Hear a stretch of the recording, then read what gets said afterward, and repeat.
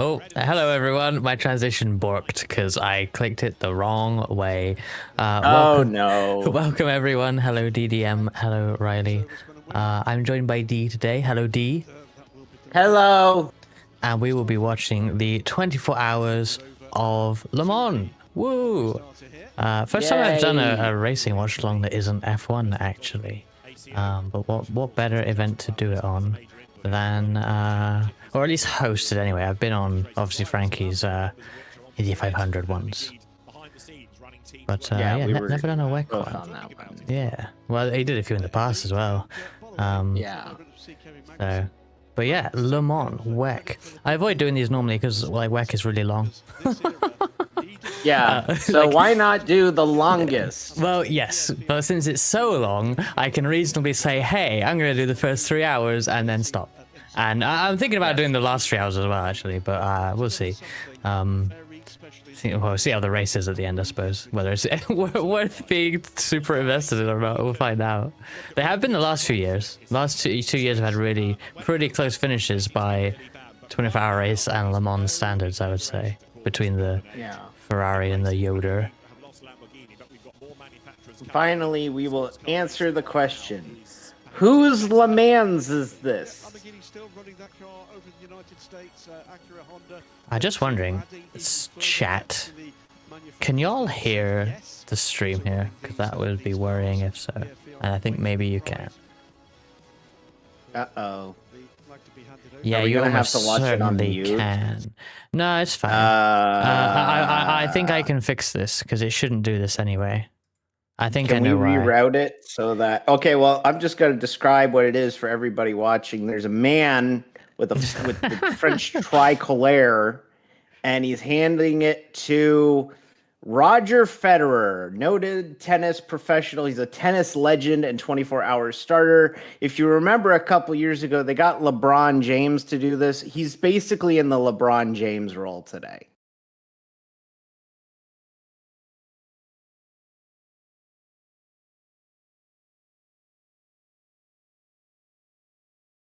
In a nice tan dress on the right. He's holding out the flag. They've put the... Oh, he's scraped it on the ground.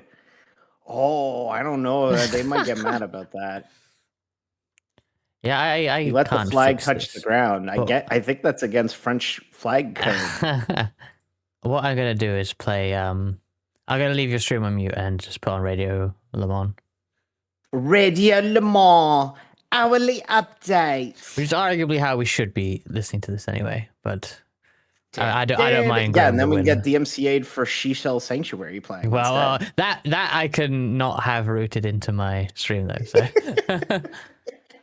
that I'm okay. But voice training goals is the Radio Le Mans imaging lady who goes, "You can get your own copy." Why are your voice training goals British? No reason. No reason. No reason at all. None at all. Who's that guy in the Monster Energy fire suit? He looks like he's important. That might be Tyler Reddick. Oh yeah, I didn't know he was coming over to Le Mans. Didn't know he looked like Italian either. No. TV does weird stuff when you go to Europe. No way. Reska Kirso and Diska Dioso, daughter of Dakotska Dakoto. Diska's not here. I'm D. That's ridiculous. Can I tell the people what I've told you in confidence about the first time and so far only time I've been to Europe? Oh, go ahead. So, I went to Europe, specifically England and then Italy for work like 14 years ago. It was when I was still trying to be a professional broadcaster. And we went to go for that. And we land at Heathrow Airport, a small regional airport in England. And we landed and I went, whoa, everything looks different. Or everything looks the same. I thought it would all look different because I thought the way that TV standards are in Europe was just how Europe lived. Like they had 50 frames per second or 25 frames per second, and everything had a smear. This is a real thought. I may be dumb. I love how it's so ridiculous that you could pass it off as one of your bits. The typically Yeah, people it sounds like a believe D bit, but people I'm probably believe one. your bits more than This is not than a this. bit. I really thought this. Oh I dear. had a college education at the time. Hey there, Kohai. Hey there, Asa. It's Li Meng's time, indeed. Well, in 18 minutes precisely. So, former baseball catcher Benji Molina hugging the red stig as he's about to enter the vehicle. Sometimes You I two Google comfy together there and ready for the race? Absolutely. whenever I Google Jota, I get, I'm not gonna pronounce his name wrong, but it's like Diego. It might be Jota, or maybe it is Jota, but I think they're a soccer player, and it's like, that's not the Jota I'm looking for. I'm looking for the Hertz Team Jota. God damn it. Diogo Jota, Portuguese footballer. John de Geese. He plays for Liverpool. I would have always said John Davis, but I think it's John de Geese, right? But what about Ryan DL? Razzle dazzle Ryan DL. And now we're seeing Race Control, who have a tough task on their hands to police what is arguably a track roughly the size of Texas. Space Texas? No, just regular Texas. Damn. Space Texas is exactly the same size, but galactic. Le geese. Man, they. So they use he, they pronouns? Radio Le Mans are doing a weather update with a, Weather jingle. update. I forget how much I love this. Oh, yeah. Like, I found myself listening to the Radio Le Mans previews this week. And, like, I came home from work a couple days, and nighttime practice was going on. So I got to watch some of the night practice, and, it's really... It just builds, right? It's such a whole week, and it's kind of like why Indy feels like such an event too, right? Yeah. Is like there's so much anticipation, and like as a NASCAR fan, sorry, I will try and not mention NASCAR as much as possible here. You're like allowed as a to mention NASCAR. Yeah, but like a NASCAR fan, like they got this Mexico City race this weekend, and it just feels like another stop on the calendar. Like, yeah, there's some cool stuff happening, but like there's not that anticipation. Like the Daytona 500 used to feel like that, but now it doesn't. I don't know. Yeah, it's hard when they have the calendar like they have, though. Like how do you create? Like you could turn the Coke 600 into a month of May thing if you really wanted, but you have to scrap like 4 races from the calendar. Or move them around. But some have got to go, right? If you start doing that. Yeah. Which maybe that's a better thing. Maybe having fewer events that are each larger in status is better than like however many races they have for the year now. Like, I think that's why I get so excited for IMSA, is because IMSA races are not every weekend. Yeah. So when they do happen, it's a big deal. Oh, we've been pasted a random Google Doc. I hope that's this isn't very a virus. Suspicious. Oh yeah. Shit. So Sam Winton is doing well, he's started it, but there's a racing VTuber Le Mans picks spreadsheet, which is what that is. Which I can't manage to get the link out of my chat thing because I'm failing. I don't even know who I want to pick. What are the picks here? Hypercar P2 and GT3 winner, and also first DNF. I think I have to do. There's no Lambo, right? Do I think 30 out of 12 is going to win? You know what my honest thoughts are? I don't think either wins, but I am voting with my heart. Oh wait, I picked the wrong car. Oh, you think that? Okay, I thought 38 was a slightly. I think they might be the less likely one. Which I hate. I hate because the mighty 38 should be the winner if one of them were to win, but it does not. It's not always the case. I think honestly, I think Jensen Button's a real weak link in the 38. Do we have a like Lambo? Do we have a J-Lock Lambo this year? I don't think we do, because that was going to be my pick. P2 is such a hard one because like they're all just P2 teams. Who knows if VDS Panis Racing are better than CLX Pure Racing? Although, I don't know, United Auto Sports. I'm saying the 57 Kessel Racing car is going to be the first to get out. Jarvis car or...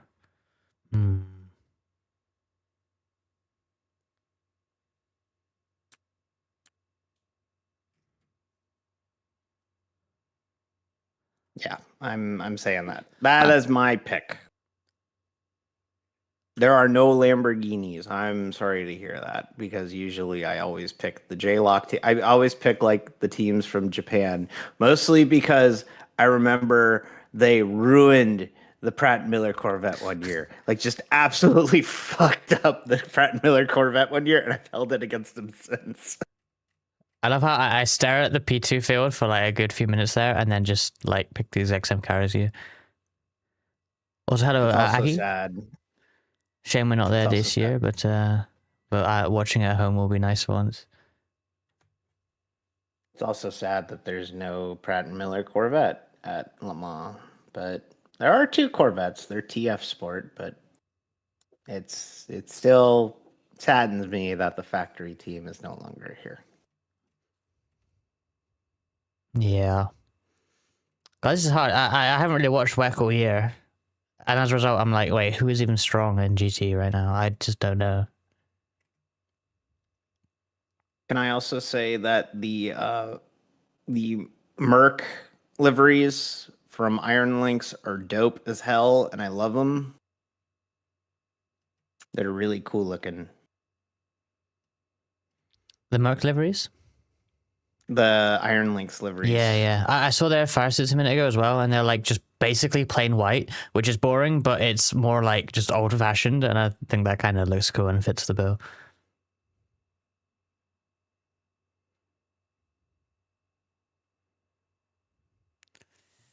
Let's go with They're this. evacuating the grid for a reason. Everyone's leaving. I'm unsure as to why. Perhaps the race might be canceled, which would be a terrible development. Roger Federer, very unfortunate, waiting for his cue awkwardly. Here we go.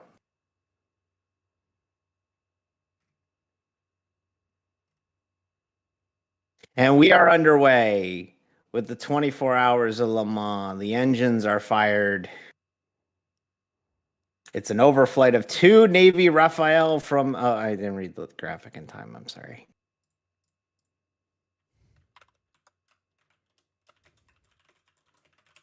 I don't know, random MP2 for first DNF.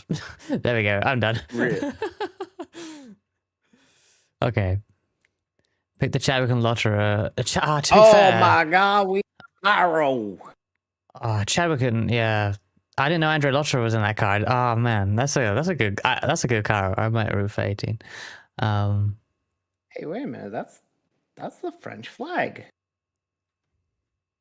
Yeah, well done. They made the fireworks the flag. I love that the flyover that we get in iRacing will happen for just any race start. So you can put like a Jetta and a Kia, just 2 cars starting at Le Mans, and then you get like 5 jets flying over, spraying the French flag. Oh, look at this. Man, I think this is a replay because I feel like you would have still seen that. Yeah, that was a replay.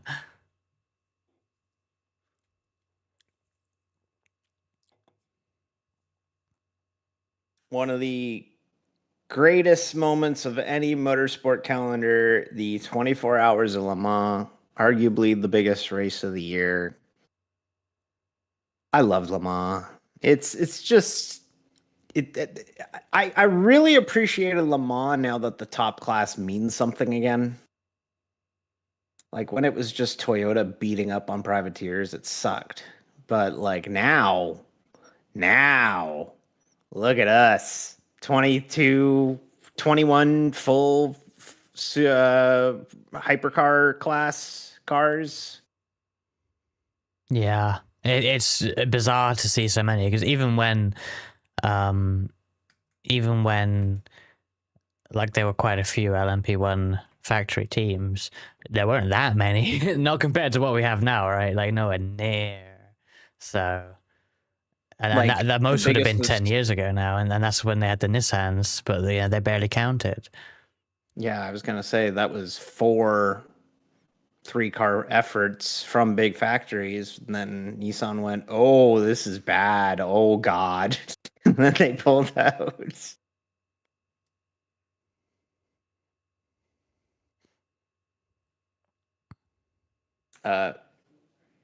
Roger Federer has now found a stand.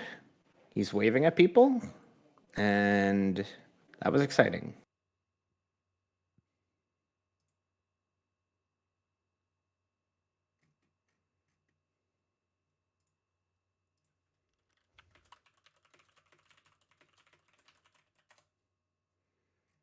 Very exciting stuff here as the grid rolls on the bottom of your screen. If you're watching on another feed, if you're not watching on another feed, I feel like you're losing something in the experience. And perhaps, I don't know. Look, I'm trying here. It's 9:50 in the morning. Okay, I mean. Only half of a formation had to go, and then we get some real action. Don't worry. That is true. That is true. They only do one pace lap because they only need to do one pace lap here. Yeah, it's pretty much long enough, I think. I always see our shot of the Alpine. I always wonder how they time this so well. Like, I feel like there must be some pressure on that safety car driver. I mean, I guess nowadays they've probably got a real-time delta of exactly where they need to be or something. Maybe they don't, but once upon a time they definitely didn't. And like, you have to make sure you're leading them to come across the line as it hits 4 p.m. I don't know, I'd be worried. I'd probably fuck it up. Oh yeah, I can't imagine the pressure.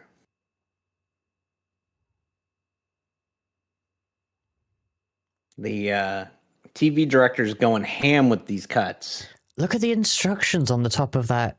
I don't even know what car that was, but I think that was the Ferrari. They had like 3 different lists of troubleshooting methods for various issues. Well, when you factor in that, you know, the driver can't leave the car. Yeah, no, the team can't help. It's so smart, really, because that could make the difference. Saves you having to get on the phone. Did you hear they have? Maybe they don't do this anymore, but some years ago, every driver had to carry a mobile phone provided by Le Mans or something. It'd be like a crappy old iPhone or something, with the intention that you could call, like, race control. I guess, I don't know. It was really weird. Weird.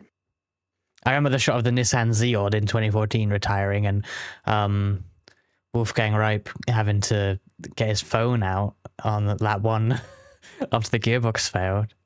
It's really weird.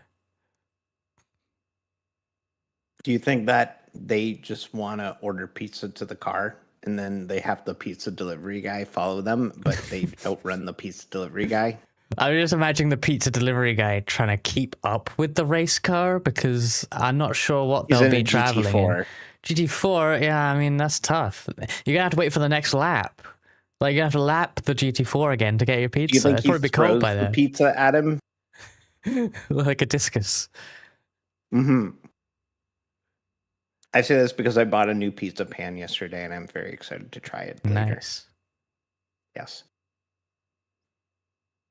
Will it be tears for Toyota? I would be very happy with a Toyota win, honestly.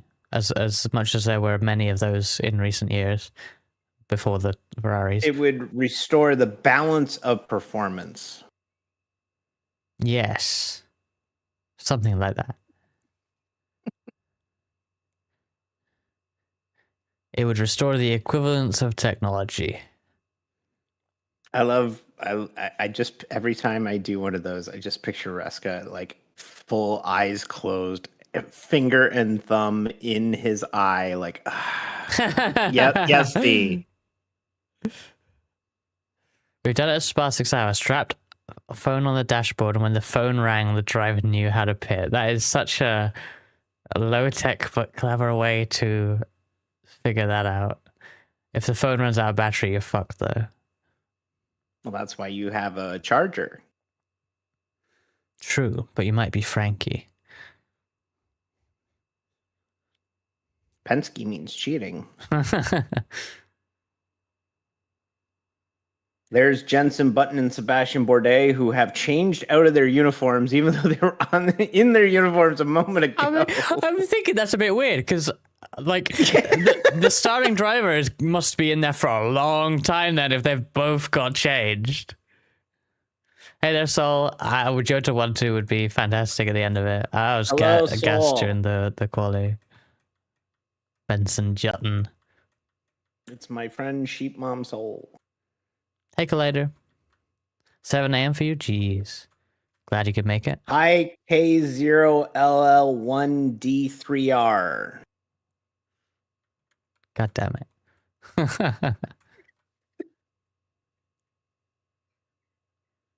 Hey, Red Hand. Thank you for the super chat.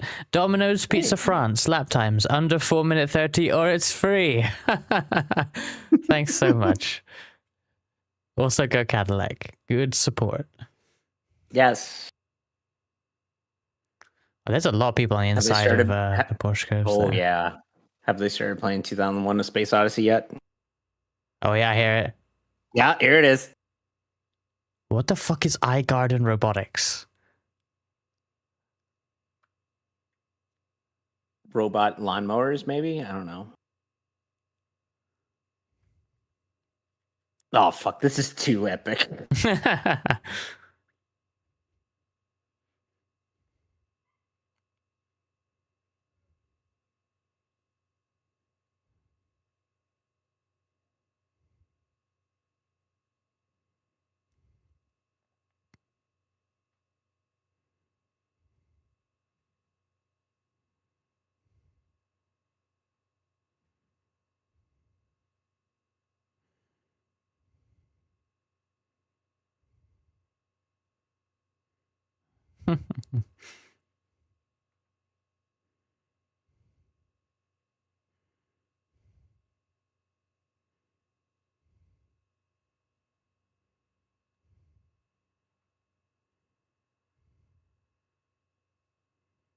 And we're underway.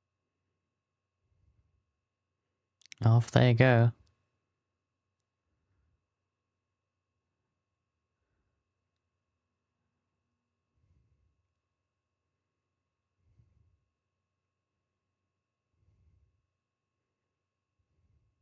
Ooh, good exit. Out of that corner there. I didn't think the Porsche would get that. Yeah, here comes the Porsche. Here's Roger Federer waving a flag. LMP2 started. GTE AM has started. That was some weird TV direction. That was very odd. They basically missed the other starts. Okay. Cadillac, Porsche, BMW, your top 5 as they head to the Mulsanne for the first time. IS Ferrari 6th. Did not qualify all that well, and they... Oh, never mind. Here we go. We're making some moves here.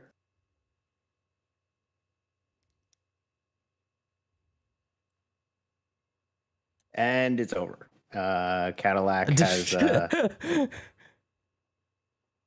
Oops. Cadillac has lost the lead. Much like how we have lost our stream. I can still hear Radio Lamont at least.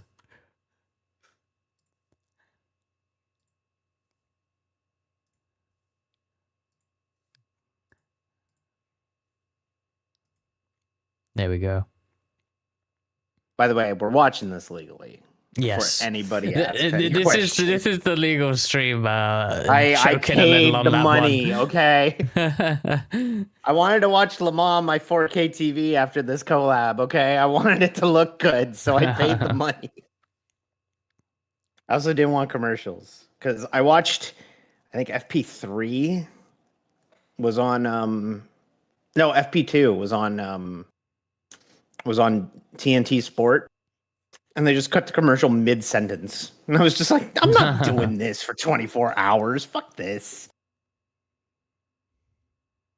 I always felt like the WEC website and app are a little bit rough around the edges, or have been historically. But I think it's decent for what they want for it. I've been impressed. Yeah. As someone who, doesn't really watch WEC primarily, mostly only Le Mans and, maybe one of the, European rounds, I'm very impressed. It's a really good environment. It's a good interface, and you can get multiple different languages. You can even just get natural sound. Yeah.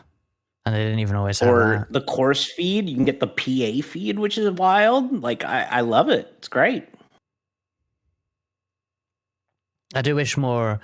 I mean, sometimes there's TV deals and stuff getting away with it, but I do wish that more motorsport series would just be like, hey, you want the thing, we will just give you the thing if you pay for it directly.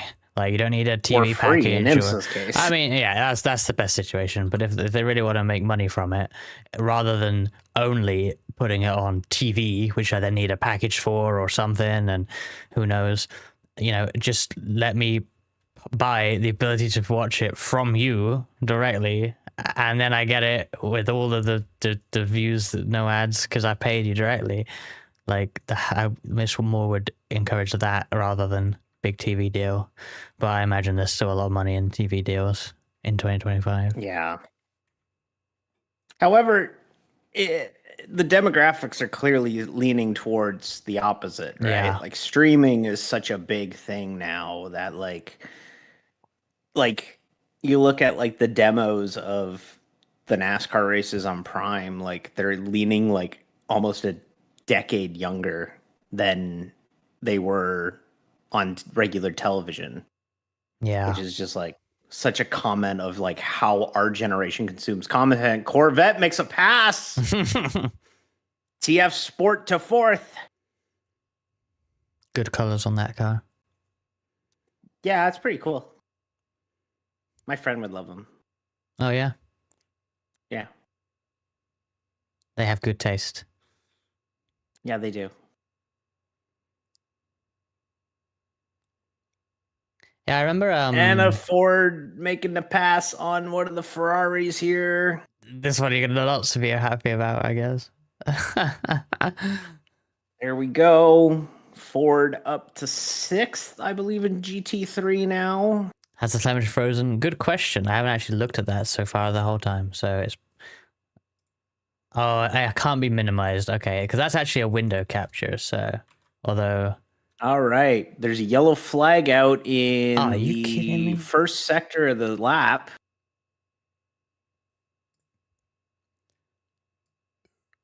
Okay, annoyingly, this timing needs to be the active window for it to change.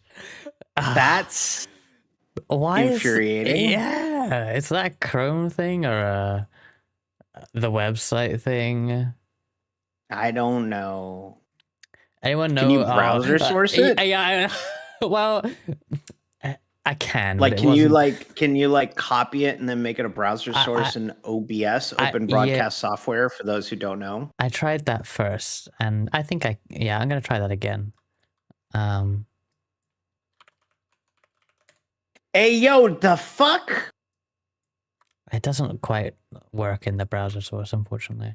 Oh, sorry, that's AO by TF. I thought it was AO the fuck. Nope, nobody thinks that's funny. Okay, all right, okay, write that down. Not funny, not funny. AO what the fuck joke, not funny.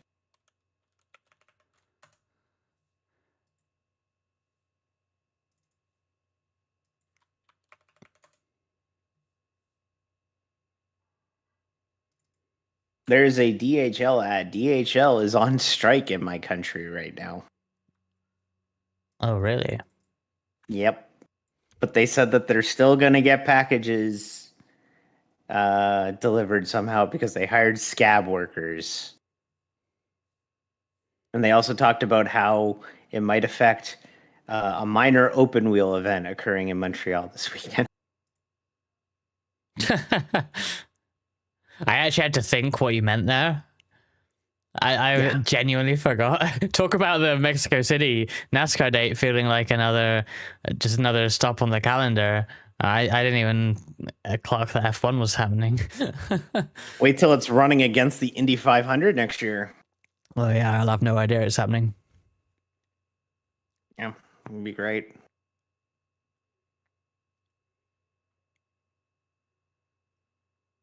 Do we have a chance of rain? It's overcast.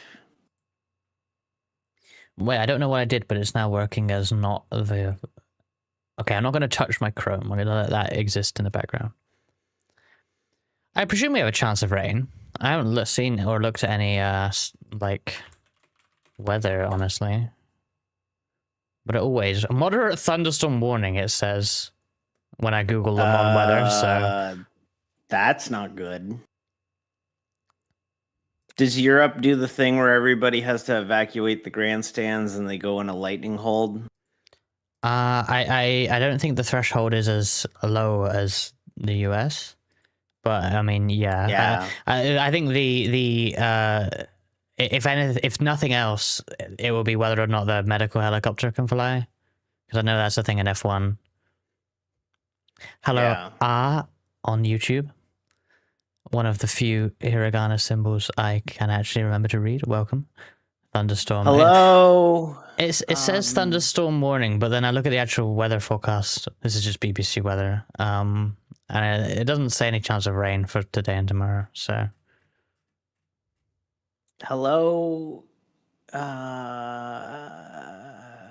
do I say that name?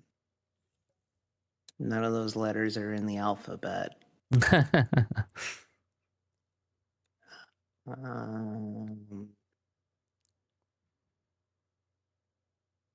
Yeah, no rain forecasted. Hello, YouTube. Hello, D. Hi. You're YouTube? I'm on YouTube. Wow. Exclamation mark YouTube if you're in Twitch chat. No, I'm kidding. You must have like at least $70. Wow.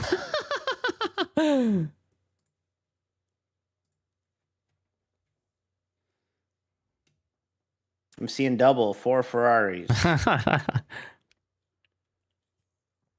I'm seeing double, 54 Ferrari. That's good. It's good. It's one of those you got to think about. Indeed.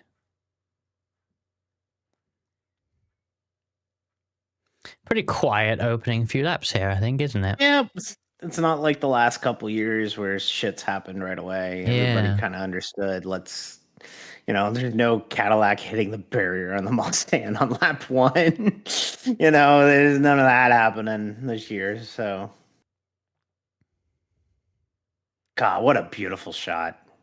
Just up to, high up, watch them go through the Porsche curves, going through karting. God. You got to go here someday. It's really I gotta get here someday. It's a bucket list thing. I gotta go to Le Mans. I've been to the 24 Hours of Daytona. I went the year that it bucketed down rain on the Sunday and they had to end the race early, but I went to that one. And I loved it. And I can't imagine it with better weather and a better racetrack to go to than the Daytona International Speedway road course, which, don't get me wrong, Daytona road course, good. But as a spectator facility, Really? I'm surprised because I Yeah. imagine from a lot of places you can see like all the track, right? Or You a lot of it. can, and that is one good thing about it, but like let's go stand at the hairpin for 15 minutes. Oh, that Yeah. was fun. Let's go to the other hairpin for 15 minutes. That was fun. Let's go to the Le Mans chicane. Oh wait, we can't Yeah. get there. Okay. Yeah. Well, you want to go to the food trucks? Yeah, let's go to the food trucks. You want to ride the Ferris wheel? Yeah, sure. Now you have to pay for the Ferris wheel. Damn. Before you didn't have to pay for the Ferris wheel. Now you got to pay for the Ferris wheel. Hey Bear, welcome. 7% chance of rain in the last 4 hours. Interesting. Yeah, Le Mans has the opposite issue of Daytona then, because like you can walk everywhere from like Tete Rouge back to like karting, or actually the exit of exit of Porsche curves now, because they opened a bit there as well on the inside. But then if you want to go to like the start of the Porsche curves, well, you have to then walk into the inside of the circuit, scan your ticket to get out, go into a camping site, scan your ticket to get into the camping site, walk through 1 million campers and all their RVs and shit, and then find a hill and go on it. And hey, now you're at the first part of the Porsche curves. And then if you want to go to Indianapolis Arnage, well, that's a coach ride.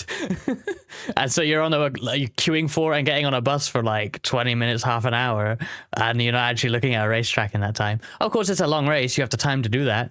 It's the opposite issue of Daytona in every way.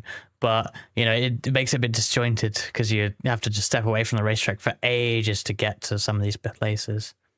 Yeah, I could see that. Well, if you go for like practice and all that, that would be like Yeah. the way to go is like you would do all of those in practice. Like you would hit up spots in practice and then figure out where you want to go, and then you just stay at the spots you want to go. Yeah, I mean, if you're there for a week, you got plenty of time. Even if you're just there for the race, you have plenty of time to see everything. But yeah, it's just a bit how the Le Mans Ultimate sign just I don't know. I'm so weirded out by that for some reason. But yeah, you have enough time to see everything, really. Yeah, and like I'm thinking of like when I go to Most Sport, which is not exactly Le Mans at all, but when I went to Most Sport, it took me like 6-7 trips to find a spot, like every specific spot that I like going there. Like it takes time, but you know, I'm sure you got enough time at Le Mans to figure it out. Jordan Brunch says no way 2 cats on a watch along, but I'm not a cat. There's I'm only not a one cat. on the watch. Wait, what? No, I'm not. Wait, are you a cat? No, I thought you were though. Oh, no, I'm not. The brief says that you are. What? The brief, What? from management, it says that you are the cat and I am not the cat. Is No, that right? Is that I'm wrong? not a cat. Damn. Okay, that's odd. Collider asks, "Can you bring an e-scooter to the campground?" Honestly, for the campground, I think a mountain bike would be more appropriate for the terrain, especially if it rains. The e-scooter's not going anywhere, honestly. Mountain bikes are a sick way to go around racetracks. You could do it at Watkins Glen for the IMSA race there, but the minute that the NASCAR race is going on there, they lock that shit down. Yeah. No bikes. I'm not sure they allow. I can't remember if they allow bikes at Le Mans. A lot of it on race day, certainly, you would not be able to maneuver a bike around because of the amount of people. Right now, at least with how popular it is, it's huge. And I sort of didn't enjoy it last year's because it was too packed. Like some of that's not a bad thing, but it's just some of the infrastructure is not ready for that, and they made some improvements this year. I'm not there, so I don't know if it's any better, but they did say they were improving some things because of that. But it was just a bit too packed last year, and a bike, if it's even allowed, which I don't think so, within the circuit. I heard that they sold out in like 24 hours or something. It's really quick, yeah. Which is unfathomable for the amount of people that go to this thing. Yeah, I think I think in terms of attendance, it's arguable because it's technically 2 days, but I think it's it's bigger than Indy 500 for most attendance on a single day sporting event. Although it is technically 2 days, but like you buy one ticket and it's the event for the race day. And that's huge. That's ridiculous. Obviously, they're not all in grandstands lining the circuit like Indy, so the vibe is very different. But there's more people here, at least in its peak. have found iGarden Robotics. Oh no! I've decided to Google this. First of all, it's iGarden Robotics with a bunch of Chinese characters after it on their website. Informative. And iGarden Robotics makes lawnmowers that are AI generated. AI. They make AI wireless pool cleaners. They also make inverter swim jets. Have you seen? In your they make the things that make waves for pools.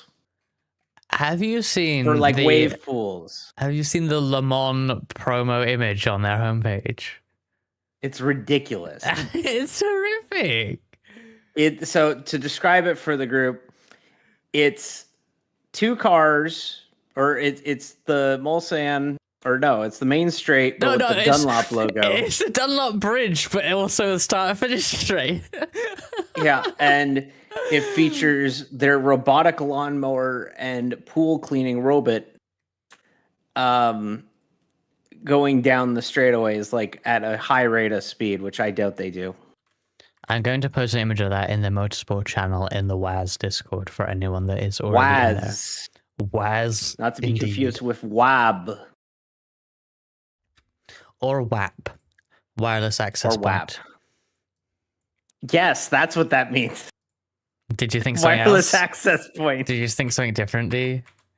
Yeah, I thought about the other one. I don't know any other one. You know, Reska means say so. the song. There's a song about wireless access points? That's really weird. Yeah, it's nerdcore hip hop. I hate that it probably exists in a parody forum, actually. Hack all the things. I randomly got suggested on YouTube once the song by this artist named Dual Core, because of course his name is fucking Dual Core. Oh, I get it. It straight up had a line in it that said, "I'm going to replace my phone with a Raspberry Pi." What? Yeah, it's terrible. It's called Hack All the Things, if you're wondering about it. It's terrible. But it's catchy, so it's still on the playlist. I still think Alex Trebek ruined that entire genre of music when he just went whack when he was described, when he was on Jeopardy, and the lady was like, "Oh, we make nerdcore hip hop. What's that?" And they're like, "Oh, not having any partners and struggling to deal with, all this stuff." And it's just like, Alex Trebek just goes whack.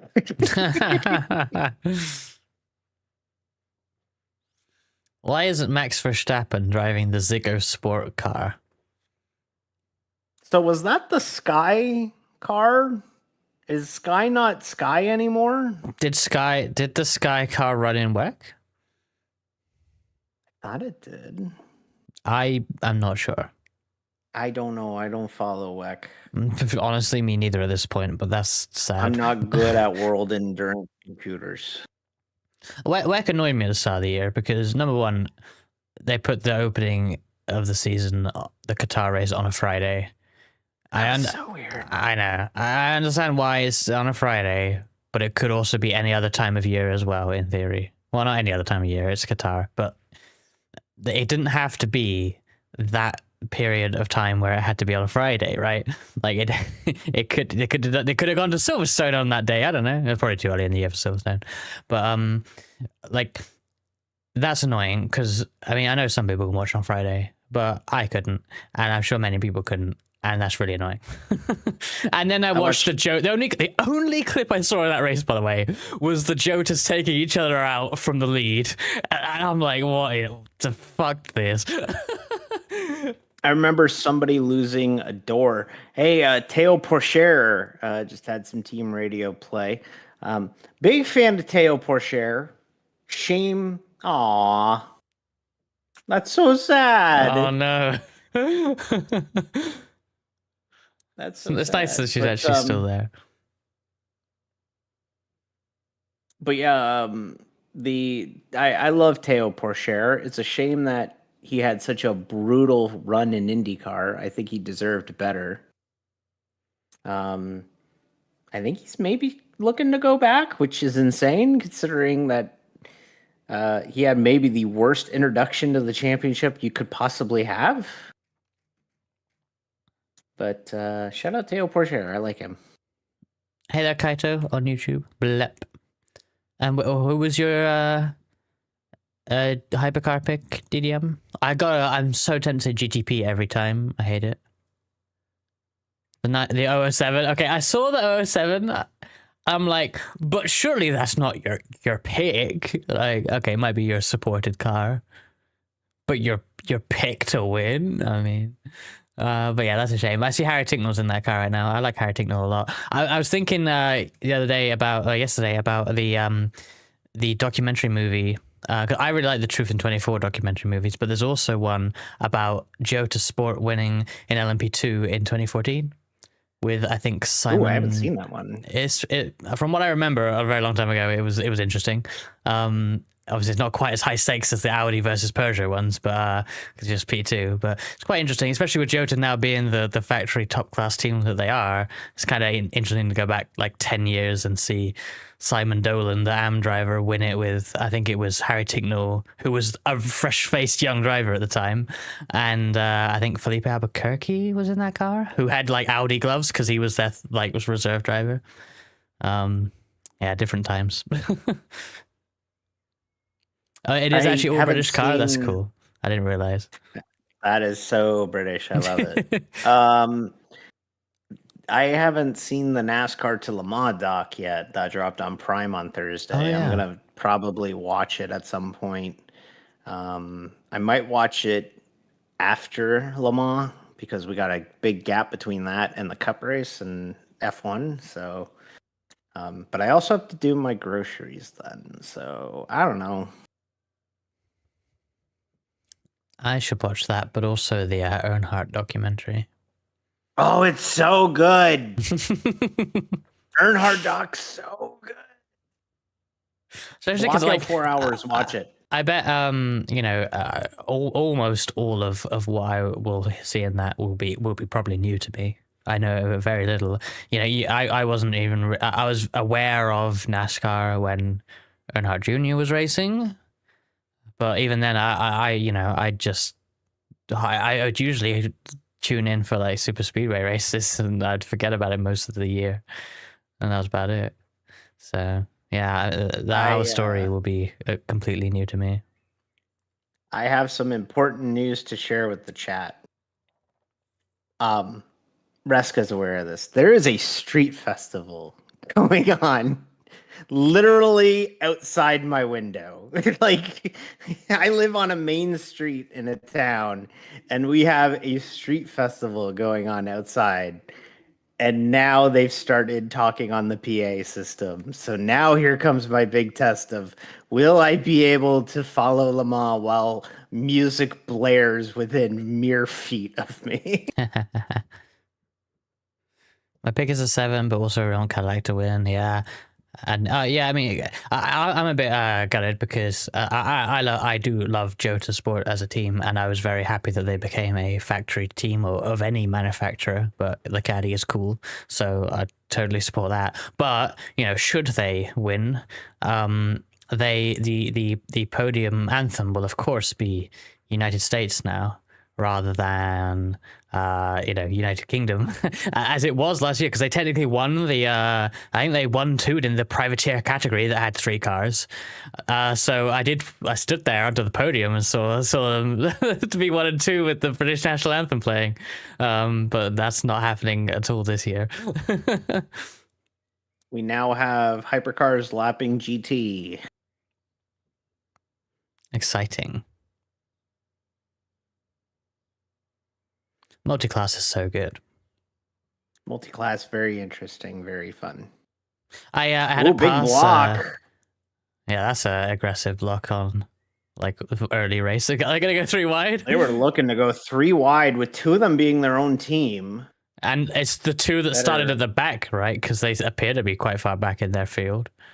Those Mercedes. Yeah, that was pretty smart to not do that. Yeah, that's the 63 and 60. Oh, here we go. Now we're getting hectic.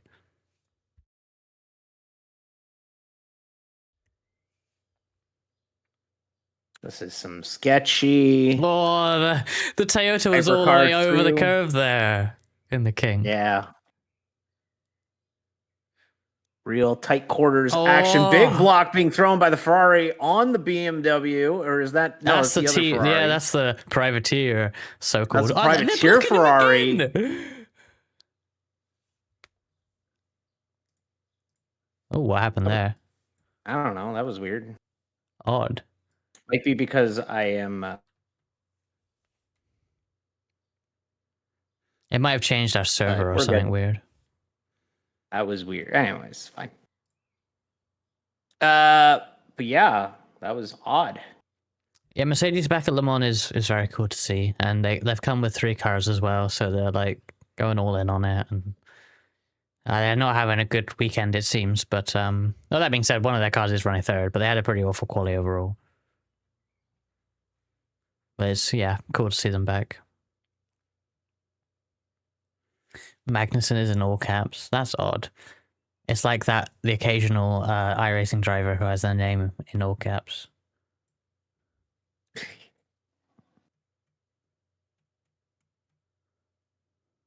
Wow, hang on. Is the lead in LMP2? How is the lead in LMP2 that big? Oh man, that Ferrari almost hit that Peugeot as it was going through. That first time through GT traffic is so sketchy.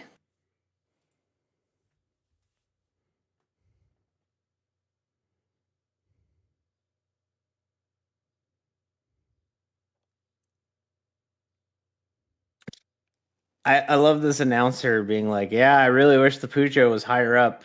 Yeah, as we're 29 minutes into a 24-hour race.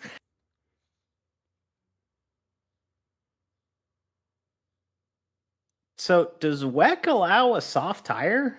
They have 3 compounds, I think, for the hypercars: soft, medium, and hard, and then wet, obviously. Can you mix and match? I think you. Good dive. I think you can, because that's why they showed that graphic with all 4 specified. Because thing is, compared to like F1 and IndyCar, here it's more about picking the right tire for the condition. So in hot weather, you would pick the hard tire because it's less likely to overheat because it's the harder tire. And then in cool temperatures, you would run the soft. They were saying that this is likely to be just medium the whole time, but in theory, if it gets like really cold in the night, you could run soft. But I think if you ran soft now, it would just overheat and die out before the end of the fuel stint, so you wouldn't want to run it. I believe that. Fully believe that. Did the LMP2 leader put their like pro driver in and no one else put their pro driver in? Because that's a ridiculous lead. For essentially a spec class as well. Oh, the first hourly update. The first She Cell Sanctuary. That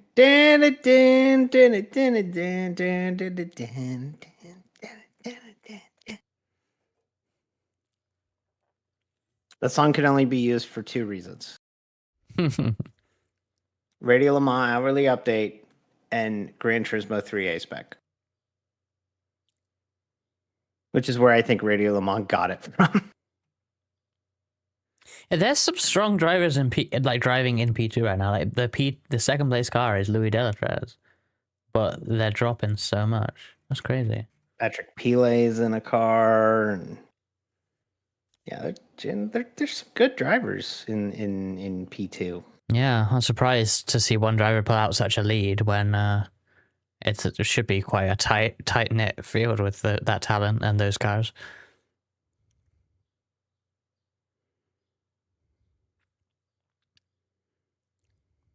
Mike Conway, former IndyCar driver. I wonder if they're low fueled, perhaps, but that would be an odd strategy for a 24-hour race. Yeah, like Paul Di Resca. Oh god, Paul Di Resca. No, don't give D ideas. She'll never forget that now. No. We throw it over to the sky pad. Paul Di Resca. Yeah, like a stint. I mean, the stint is the same amount of time as anywhere else ish, but like it's 10 lap stints in the LMP2, and that's 8 flyers if you exclude your in and out lap. So under fueling is just so weird. But we will find out.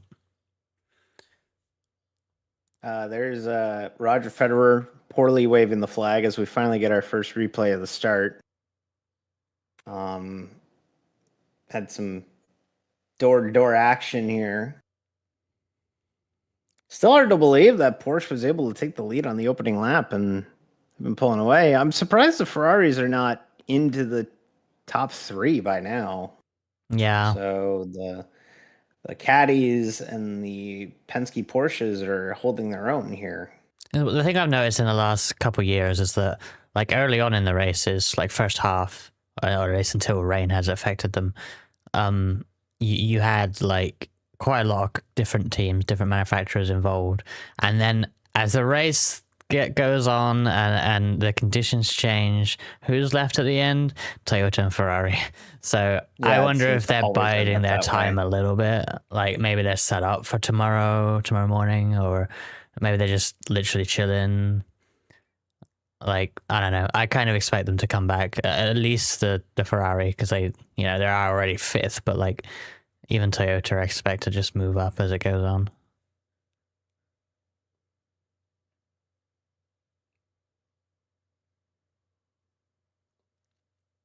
Gravel mode. Like there's 1, 2, 3, there's 6-step instruction set for a gravel mode on there.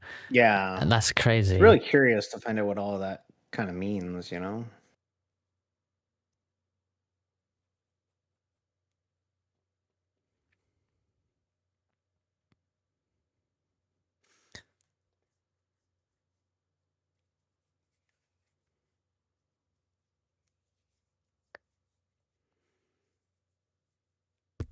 And people started pitting. Has it been? Oh yeah, well, 9 laps, but I guess it's the formation lap. Yeah, probably the formation lap eats into that.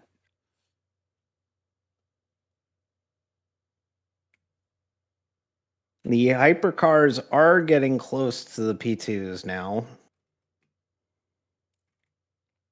Of course, aided by the fact that they're pitting. But then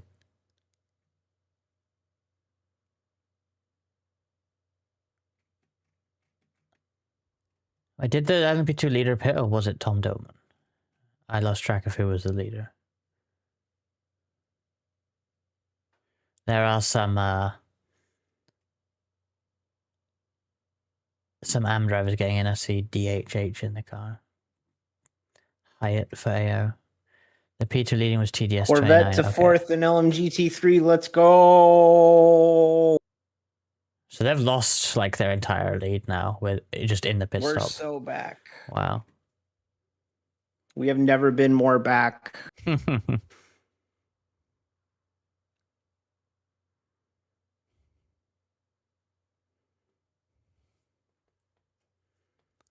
I wonder if they used more fuel. No, it doesn't make sense. No, that doesn't.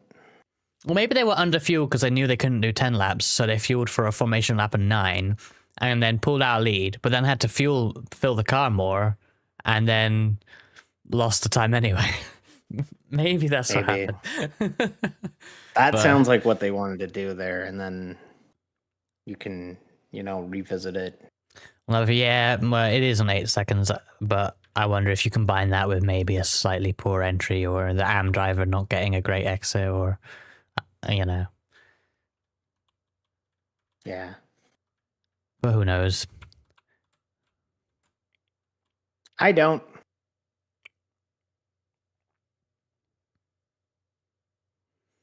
And to be fair, no, I don't think this would be a factor right now. But the fuel and tires are not concurrent here, so double stinting halves your pit stop.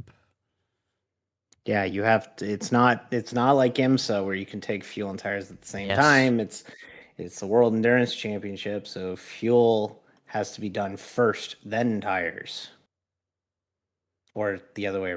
Either way, you can't do them at the same time. Yeah. I'm not sure there's a specific way you have to do it, but yes, fuel first is the typical way. My favorite thing is when, I don't think you really see it much anymore, but like in LMP1 era, you'd see it where like you'd have a wrecked car and they've driven it back, because you got to drive it back. If you pull off at Le Mans, you're never getting back into the race from a tow. You have to drive it back. So they'll drive it back in bits, falling apart, absolute mess. And then they'll park it in the pit lane. And the logic here is that, well, if we get it repaired and get it out again, the car will need fuel in it, right? So they'll do it now. Yeah, they pull in with a car falling apart, stop in the box, and nothing happens except the fuel guy putting the hose in. And then they might be low on fuel. They might be there for 30 seconds, pull it out, and then wheel it into the garage. Yeah, then put it on casters, and it makes sense because you can't refuel in the garage is the key thing there. It has to be done in the lane, so you're only gonna have to wheel it out and then plug it in. But you're used to the process of the guy is used to the process of plugging it in as the car comes in, right? So you might as well do it the way you know is quick, because overall, in the half an hour pit stop to repair the car, you're gonna save a tenth or two. Like, great.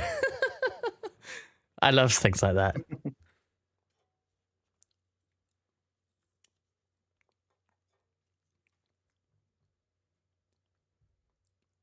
But in that era, things like that mattered. I remember Audi having to park both cars for half an hour each to change a part in 2014.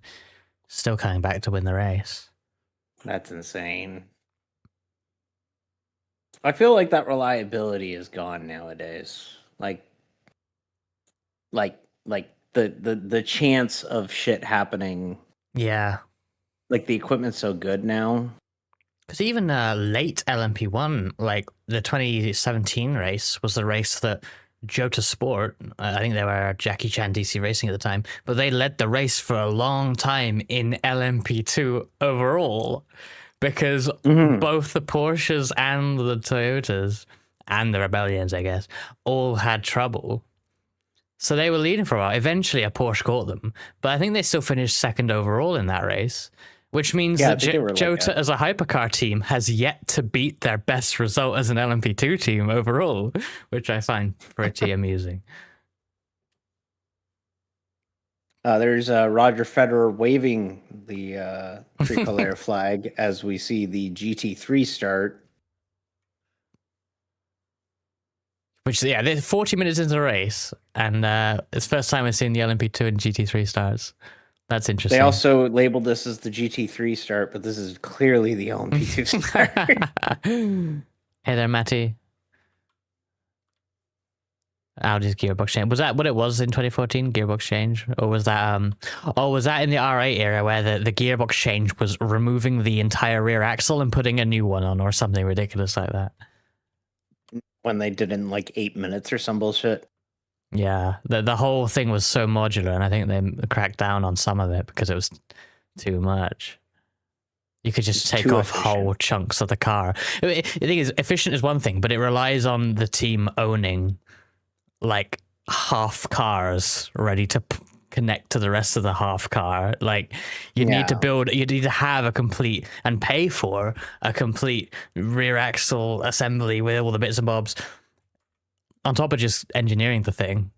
And so, yeah, it balloons costs, right? And I mean, look how LMP1 ended anyway, but none of that helps. I still think it's neat that all these cars have Stream Decks in them.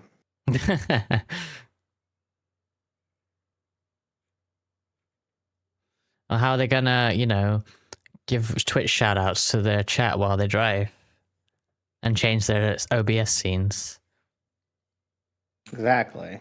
I have no idea how they do that. All right, GT3 pit stops occurring. Okay, this, as someone who doesn't watch enough WEC, this still weirds me out. They're pitting before the GTPs, the hypercars. And it's all a virtual energy thing, but like, it's so backwards. The prototypes go like an hour and the GT3s do 40 minutes. What? Yeah, it should be the other way around. I love those cars. I don't give a shit what anybody thinks. I think those Iron Lynx cars are good looking. What about this one? I really like this one. Canada, go. Go, Canada, go. Good number, Canadian Corvette. Yeah, it's got a number 13 on the side. I wish one of the TFs was 13, because then that'd be perfect. It would just be my car. I would be allowed to have it after the race if I were there. They were just going to give it to you. Yeah, well, you know. Oh, big block by the Aston on the Mustang.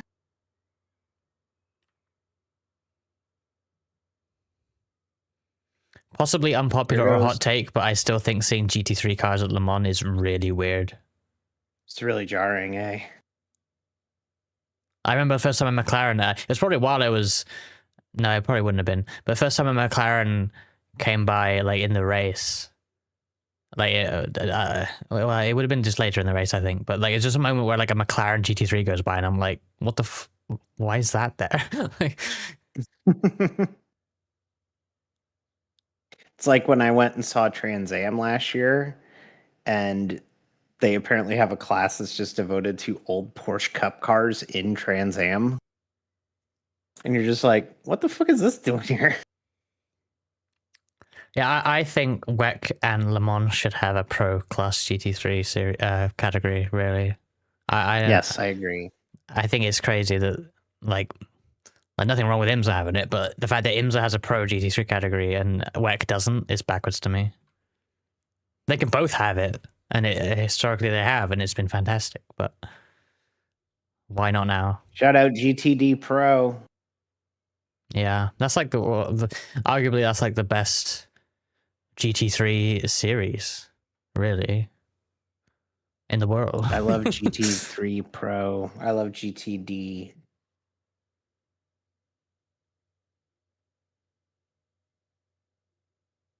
Reska, I'm going to come right back. I have to go place for a minute.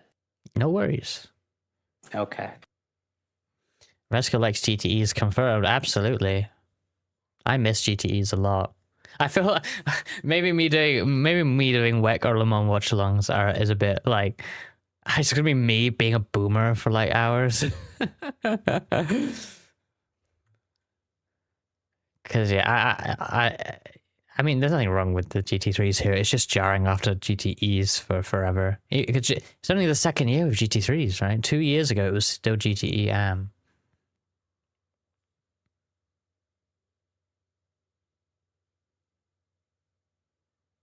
And the lack of the pro, yeah, even if it were still GTEs, the lack of the pro class is silly to me.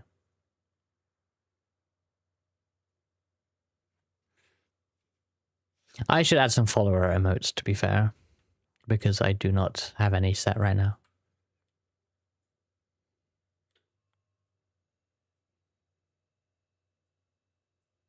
I still think, like, let's find I do have the... There is some good talent in GT3. To be fair. Is this it? Yes. Let's have a look at GT3 here. Okay, the first one I look at, I don't know anyone. But that's the Le Mans car, and that's not a big team. Like, if we look at the actual but it should be because it's one of the two, only two Astons. I can, yeah. No, actually, this might be worse than I thought. Okay, we got Castellacci and Rigon in an AF course car. Obviously, the Rossi car is full of talent. Ahmed Al Harthi is a good AM driver as well. They did a lot of British GT, I think. Keating and Nucadea in TF Sport. Farfus in the other WRT. Yeah, no, honestly, yeah, no, I think I agree with you, DDM. This is not actually that good. I saw a few names and thought it was okay, but like, no, actually, this isn't good at all. Oh, we're back. Oh, drama. Is that the car? Fuck's sake. Oh, that's a bad rejoin. Oh, well, the thing is, it's not a rejoin. You got off. It's hard to judge that. And then there's a Ferrari around.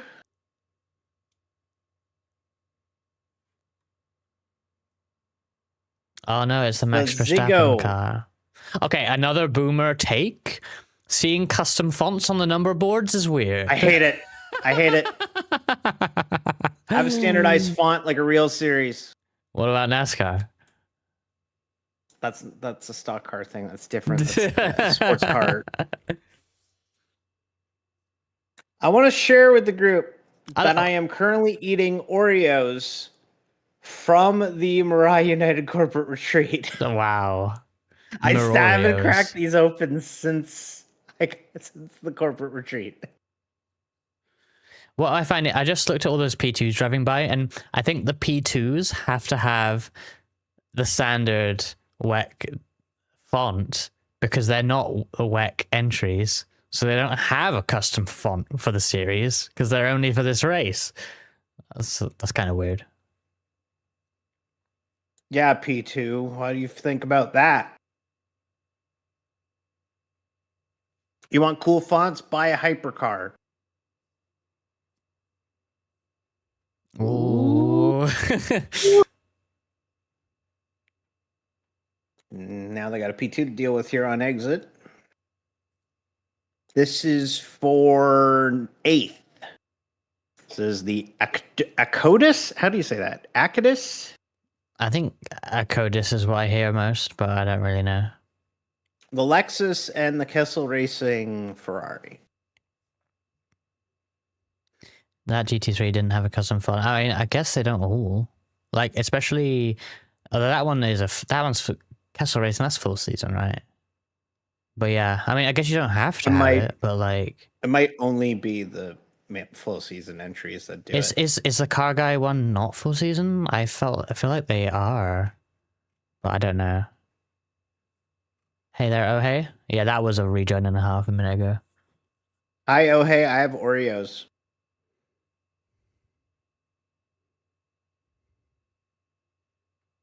Oreo, hey. That's terrible.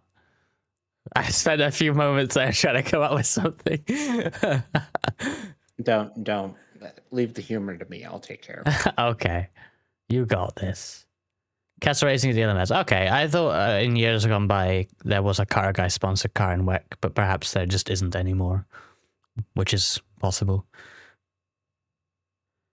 The Ziggo Sport car with the custom font GT World Challenge. Does GT World Challenge, you mentioned this earlier, DDM, but I don't think I computed it correctly. Does GT World Challenge offer auto entry to Le Mans in some way now? That's weird. This probably sounds super elitist, but I kind of hate that. I don't know why though. I don't like that. It makes not only does it makes sense for two reasons. GT World Challenge is the biggest GT3 thing, right? So there's logic there. Like if you do well in that, you should go to a big event like Le Mans. I guess it makes sense. And number two, Stefan Rattel is actually involved in the Asian Le Mans series. I learned like yesterday that is a partnership between ACO, the ASLMEM, and SRO. So this is a battle. Ooh. They go into the Porsche curves. The Porsche will have the advantage. Still locating the Toyota section. Honestly, they should name something after Toyota here. At this point, yeah. Yeah. Because as much as those years where they were the only big manufacturer were, you know, boring, they were the team that stuck around. Like, when everyone left, they stuck around for years waiting for competition to arrive, making sure there was someone for them to fight if someone signed up. You know, probably wasted a bunch of money. I mean, they got the results, but they didn't race anyone. And they're still here. And running like dog shit this year, even.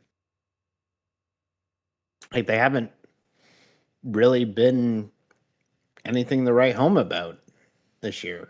It looked the same last 2 years, though. And it was 2 seconds in a row. I think it's too early to judge. Certainly the Toyota, but perhaps all the cars. Listen, as almost having a 1/24th sample size, I think I can form my opinion. Wait, the Michelin Cup GT3 winner doesn't get invited? That doesn't make any sense, then. That's literally an ACO type thing. It races here at Le Mans, right?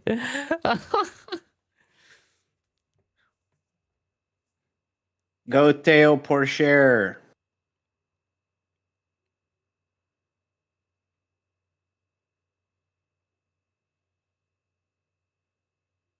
I mean, honestly, to be fair, the Road to Le Mans races are always awful.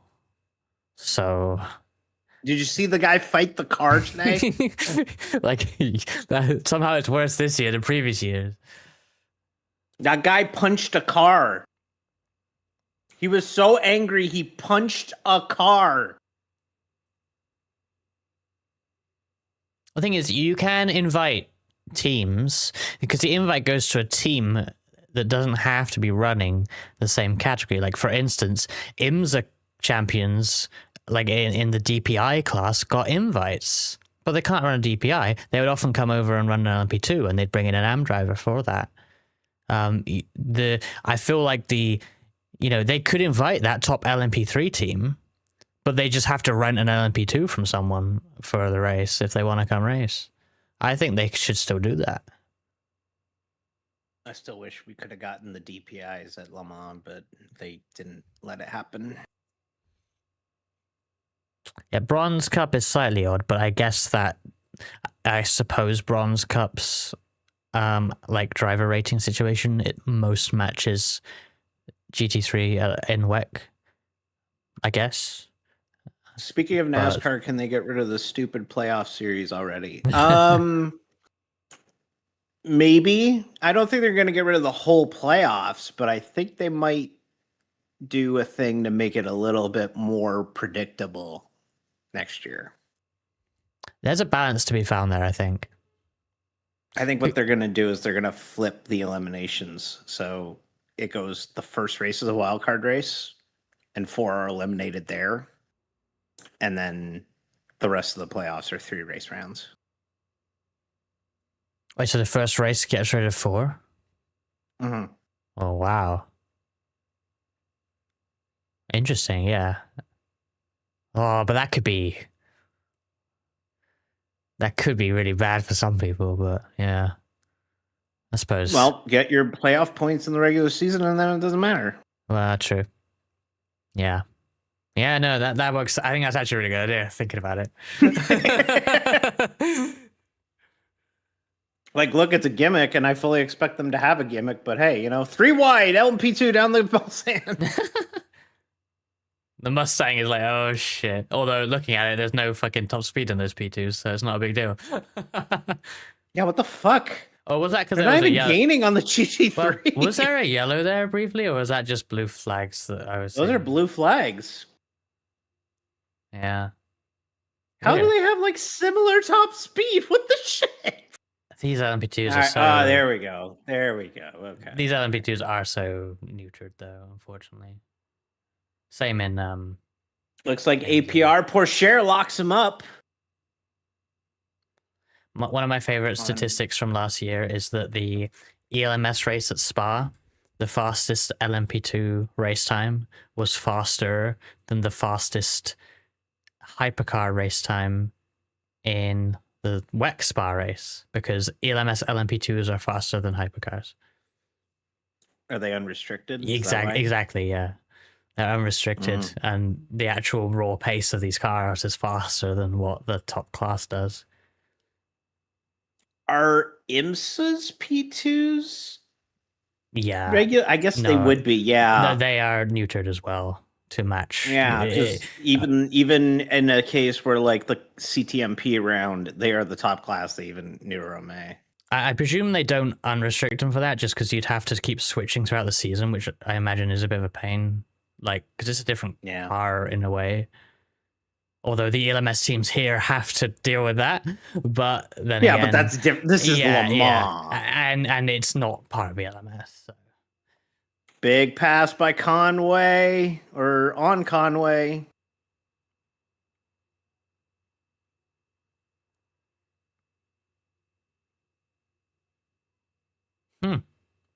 Bodywork damage on the 7.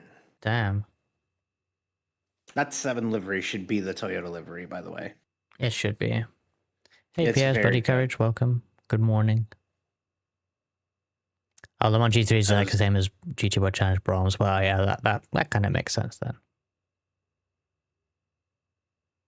Ooh, Ferrari's going to block in the Toyota there as they get through traffic. Oh, big lockup from the Porsche, though. It wasn't a big lockup. It was a lockup. I would rank it on a scale of 1 to 10. It was like a 4, but it was definitely noticeable. That was a puff. There was a puff of smoke.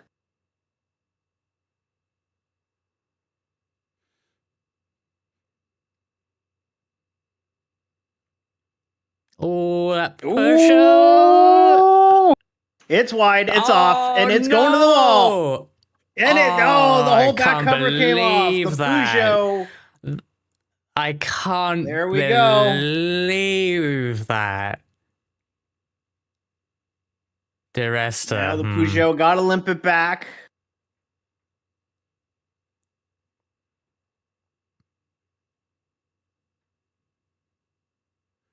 That's not good. That's really not good. Welcome back. Return to the old 9X8. Yeah, maybe that car's gonna go faster now with the damage. We'll see. Hello, Cobb. I'm surprised. Like, did he try and keep his foot in on the gravel and then realize? I don't know. It's a weird one. Skipped across the gravel. I guess so. Whose mans is these? Whose mans is these? Oh dear. Hello, Cobb.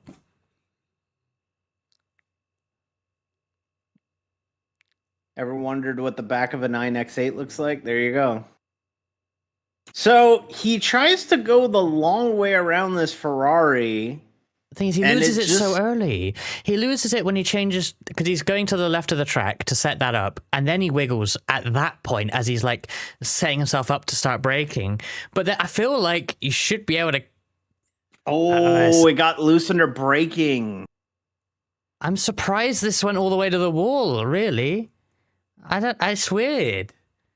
That's a brutal move. Oh, unfortunate for driver Paul Di Resca. I mean, Resta.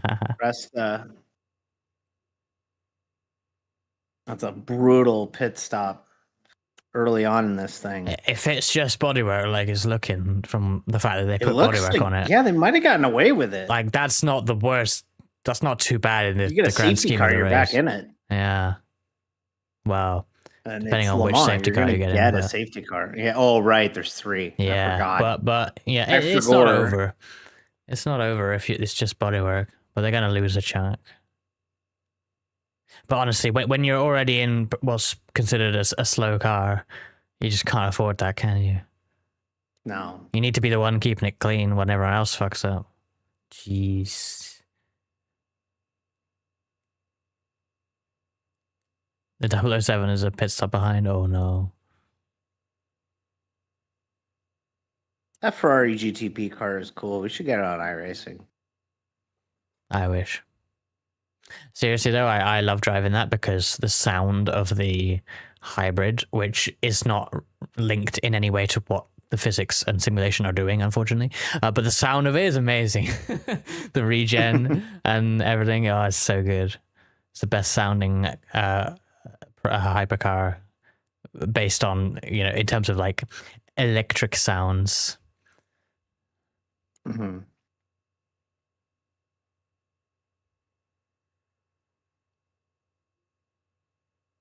I regret to inform you the bands have started playing outside my window.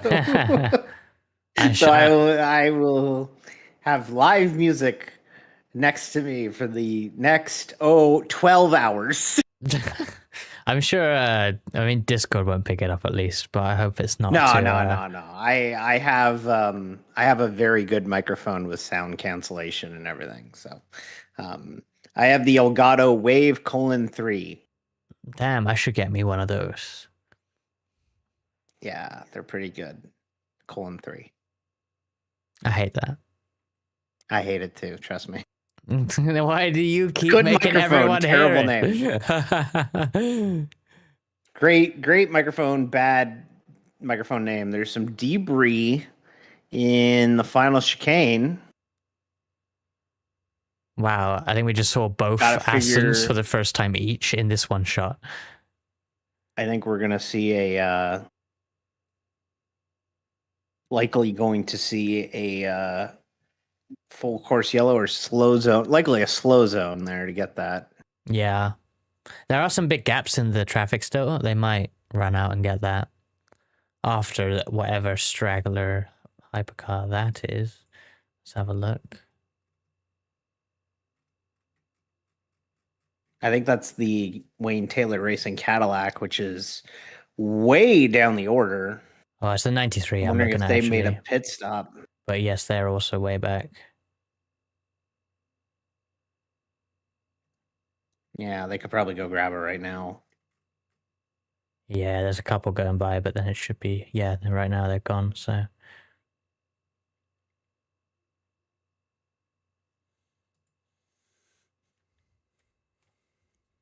Yep, there you go. They went yellow right now.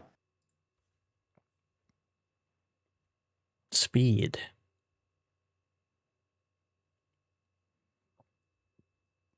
Interesting to watch it on the timing screen, seeing the debris, analyzing where it is on track, analyzing the track map, figuring out where they could throw the yellow, them throwing the yellow, them collecting debris, and then them clearing the yellow flag. Genuinely really interesting. Do you want to know a funny Marshall situation that happens at Le Mans that you will probably never see on the broadcast? What's that? So you know where the permanent circuit would turn right onto the Bugatti circuit during the S's after the Dunlop Bridge? Well, occasionally during the race, I guess they need to move marshals around or get them to their posts for their shift or something. So there's a point where the marshals on the further side of that cut through will be like wave people through, and some marshals will walk through the gravel on the very edge of the circuit down from like the right hand side of the track to the left hand side of the track if you were going onto the Bugatti circuit, and they're quite far out of the way, but they are in the racing area. Like there's no barrier on the live track. Yeah, and they'll walk down and go through and go behind again.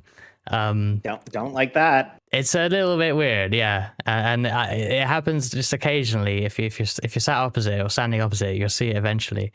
But they'll do it during green flag running. It's kind of weird. I once dropped my phone on the opposite side. So most sport has like fences that go up to your chest. They're like these really shitty wire fences from like the 60s because, you know, this place is dangerous. And I once dropped my phone on the opposite side of the fence during like super production qualifying there once or something, like just some like whatever low level division qualifying series. And I dropped my phone over the fence, and I waited for the session to finish. And then I said, "Hey, excuse me, can you grab my phone for me? I dropped it." And the marshal went, oh, you could have just jumped over the fence. And I'm like, I'm not fucking jumping over the fence onto a live Are you insane? No, I'm not doing that. Do I look like an idiot? No way.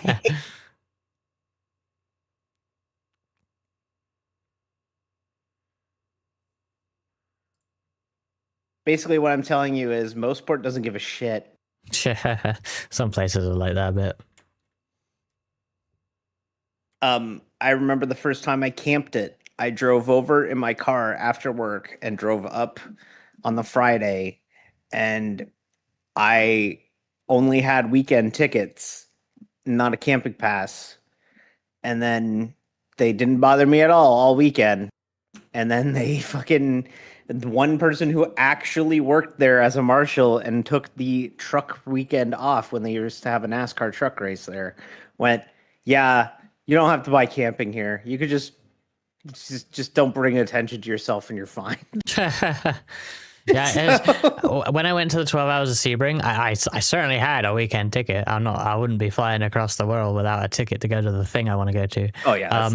However, on the Sunday, when I went in, I went in like sort of, where would it be? Like the sort of at the outside of the entrance of Sunset, I think is where I sort of entered the track. But no one checked my ticket. So I just walked in. There was a guy. Yep. It was a rather wide open entrance, which is obviously, but no one was around. So it was pretty obvious I was there. However, the guy had gone over to talk to someone else, and I'm pretty. I was like looking over at him because I didn't want to just walk in. Like I wanted to make it clear that like if he wanted to get my attention, he could. I am a paid attendee. Yeah. So, but I just walked on through and. I was in the whole Sunday at the Sebring 12 Hour. No one checked my ticket on the way. Nice. For the Rolex, when I went, they gave you a wristband. Yeah, of course Daytona's much more organized. Yeah, but like I had a wristband with an RFID chip, and they had to scan the RFID chip on the way in and on the way out. And I was like, I can't take this thing off. And they're like, oh, it's fine. And I'm like, but what if I take a shower? It's like, oh, it dries real. Oh, no, no, no, no, no. Why did you do that, Corvette? He wanted the position. This is the saddest thing to happen as I hear a jazz band in the background.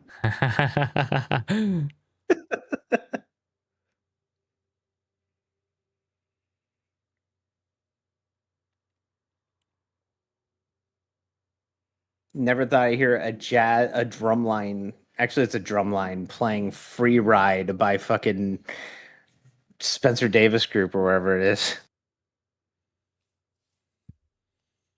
Ferrari number 50 has jumped to third. Yeah, how about that? Played the pit strategy game quite well there early on.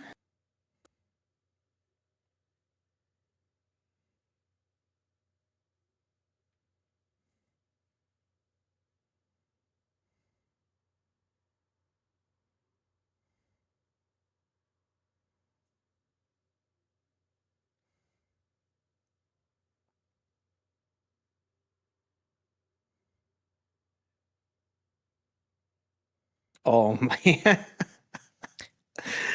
There was an all-time bad rejoin in F1 Academy this morning. Oh no. All-time bad rejoin in F1 Academy this morning. Saw it on X, the Everything app. I feel bad for this person who has had that LMP2 who tried to get off the track and it ended up being a bad rejoin, because like I had a situation where I did a similar thing at the chicane in Nürburgring in iRacing years ago in F3, and I spun. I had an incident with someone in the chicane, and I like spun myself off the track, but someone was taking evasive action into the faster chicane because we were using the slower chicane, and then they made contact with me in the runoff, And then, well, the final corner of the racetrack, a few moments later, I get intent wrecked. I think that's the only time I've been like genuinely on the receiving end of an intent wreck. And it's because I rejoined off the track where someone was going. It's like, ah, goddamn.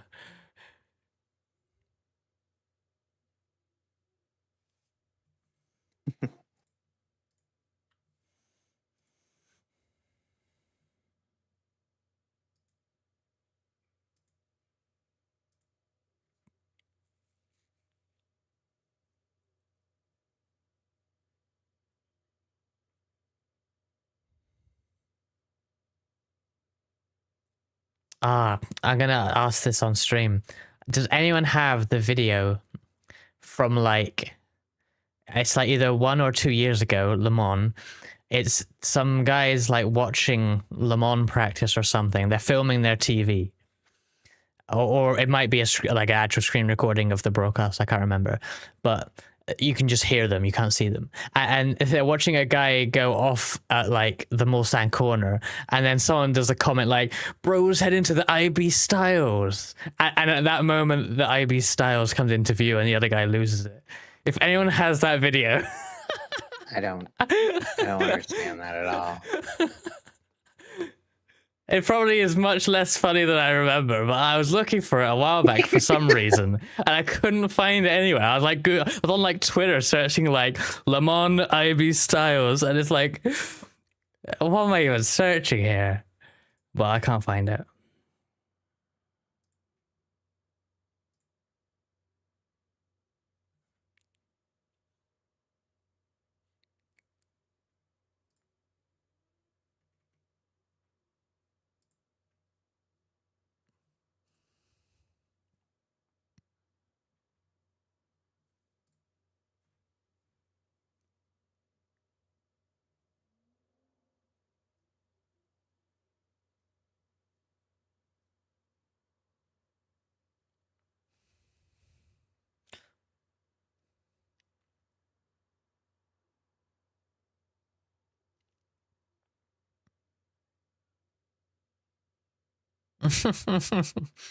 The interior on Radio Le Mans with the Peugeot team. A strong lion, they called their car. Oh dear. It's a strong lion. Rawr. That sounds very That's ferocious. That sounds like that's the sound a lion makes. It goes rawr. Is that a deism? Can you picture the MGM lion going rawr instead of whatever it normally goes? Ooh, little contact here between the 37 and the 29. I like how the camera guy was like, this would be a cool close-up slow-mo shot, and then he's like, oh, I need to... Oh, that move was never... That's worse than the... That was terrible. That's worse than the Corvette one. That was god-awful. Oh, and one of the Porsches missed the first chicane. Oh, that was the leader. Straight lining chicane. Cobb saw it.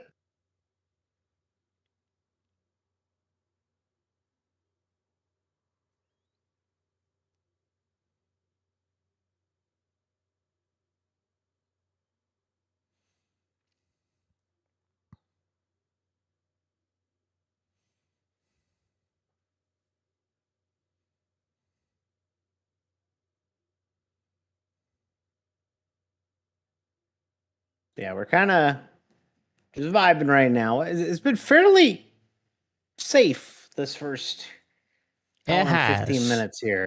And it's been very sane. Yeah. Well, I say that as they work through LMP2 traffic. That's what makes sports car racing so great, is having to deal with the other classes. That's what I love about endurance sports car racing, is that, it's always engaging no matter what class you're in. Some more contact here. That's the 22 and the Iron Lynx LMP2, the 9. Can you tell some AM drivers have gone in the cars? Yeah, you can kind of start to see it.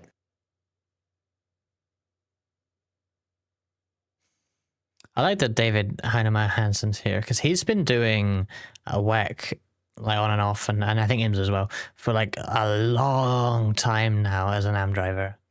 What's his claim to fame? Is like he's the creator of Python, the programming language, or something like that. What is Really? it? Let me check that. Ruby on Rails. That's it. He's a creator of Ruby on Rails, which when he started doing this was, I think, way more relevant than it is now because I never hear that anymore. But I'm not really a programmer, so I don't really know these things. He created Ruby on Rails.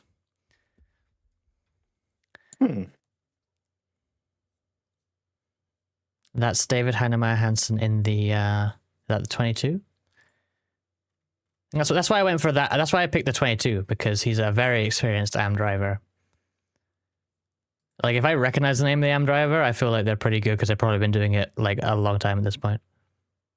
The Corvette has gotten a penalty. 10-minute or 10-second stop and hold. 10-minute. I was gonna say yeah, that's... 10-minute penalty. The FIA does not fuck around in WEC.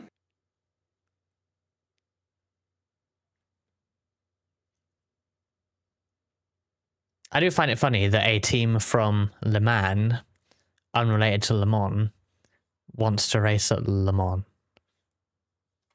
What do you mean? This is Le Mans. Yeah, but the racing spirit of Le Mans is unrelated. No, it's Racing Spirit of Le Mans. No.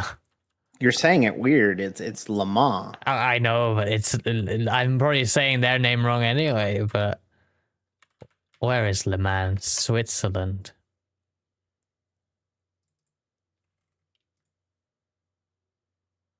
Oh, Lake Geneva is also known as, in French, as Lac Le Mans. Interesting.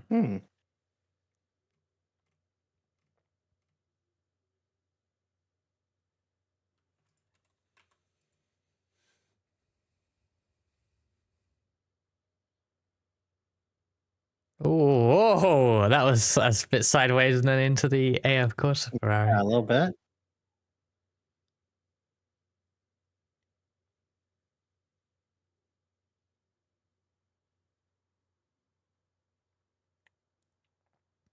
Alpine were being hyped up a bit in quality, but they're another team that isn't showing much yet.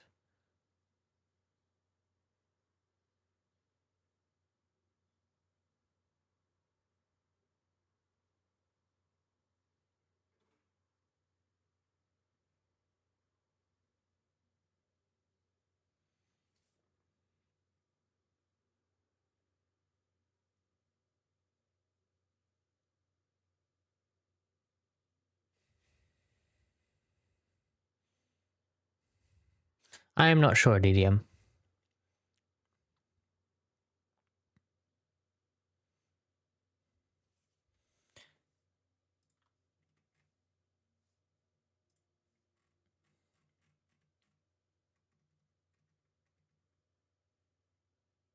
It's still ahead of the P2s, though. Can't have been like long stops.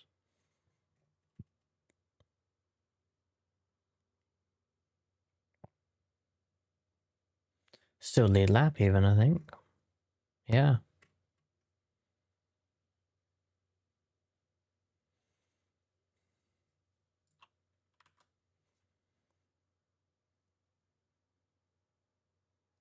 Chevy hypercar. I mean, not until it stops being Cadillac, I guess.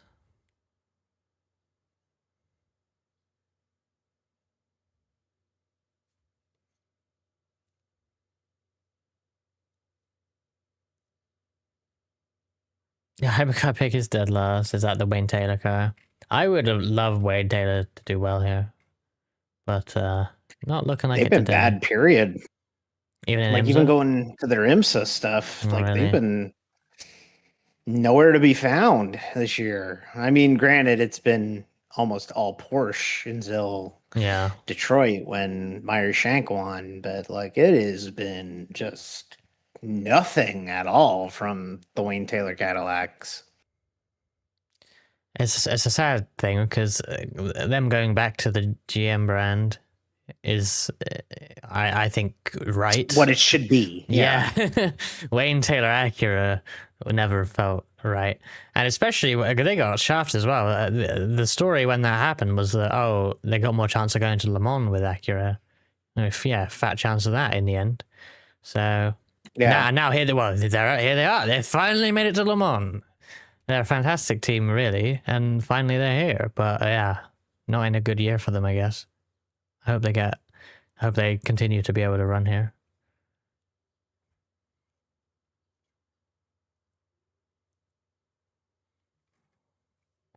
I have the Hypercar picks in second for me.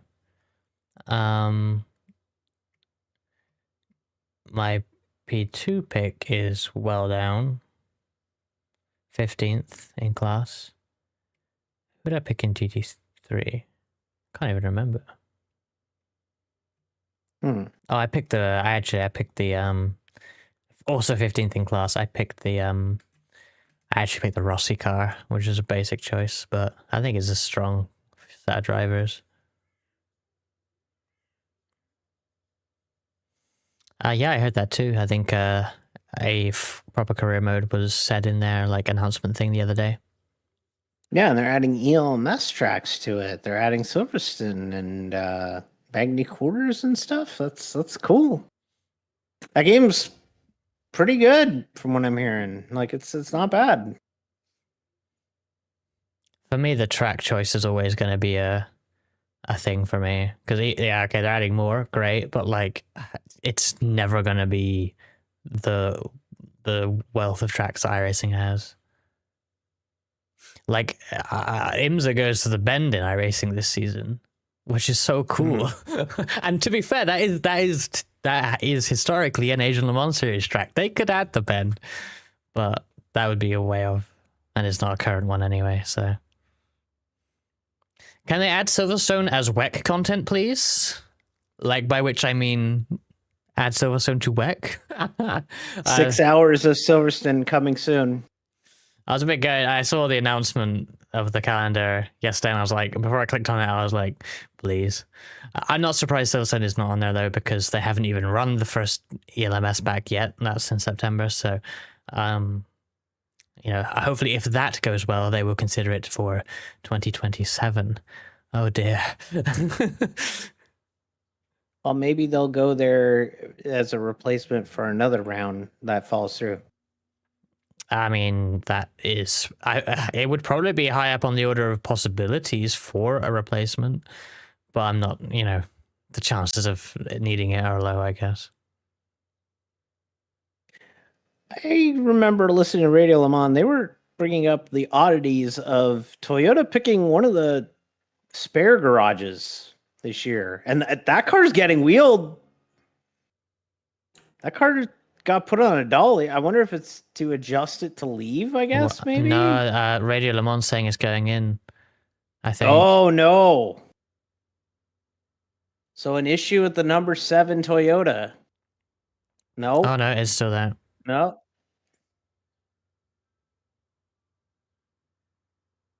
It looked like it was going in. They're looking at it, though, aren't they? Yeah, they are. They're really looking at it closely. Something with the rear axle, it looks like.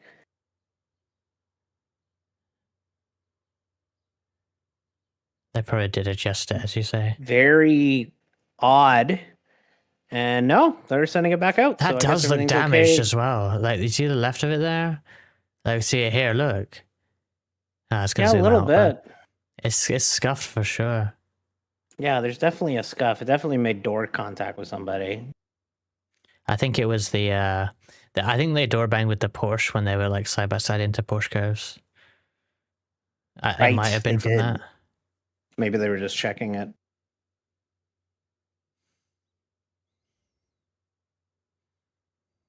Interesting.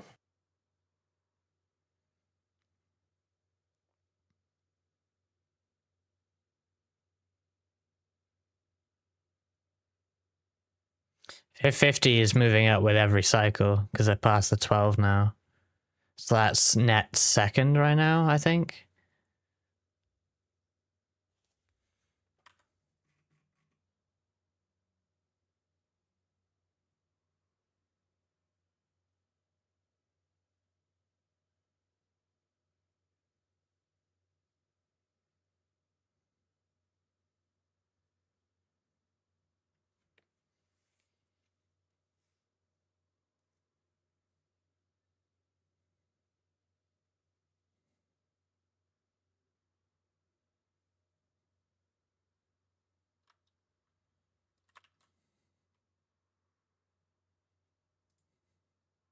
Oh, why have you taken me away from the live timing? Wait, I'm what? sorry. I'm No, sorry. not you. Oh, I made the mistake of refreshing the page, and now it will not let me look at live timing, which is Oh what is it no. doing? Oh, now it's back. Oh, it's whatever. We're so back. Chat, we're so back. I think I know why it did that, but I hate it.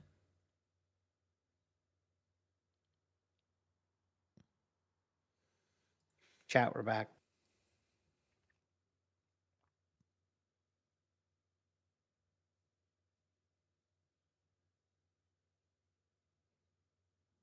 Radio Chat. Lemon is confused how the 50 got ahead of the 12, and I'm like, I watched that. I watched the race good.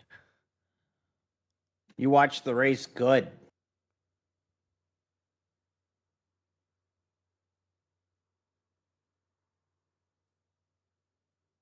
I still think they should just switch to the 7 livery for both Toyotas. Huh? Oh, the livery? I still think, yeah, I think it should just be the other livery. Yeah. That other livery is just black.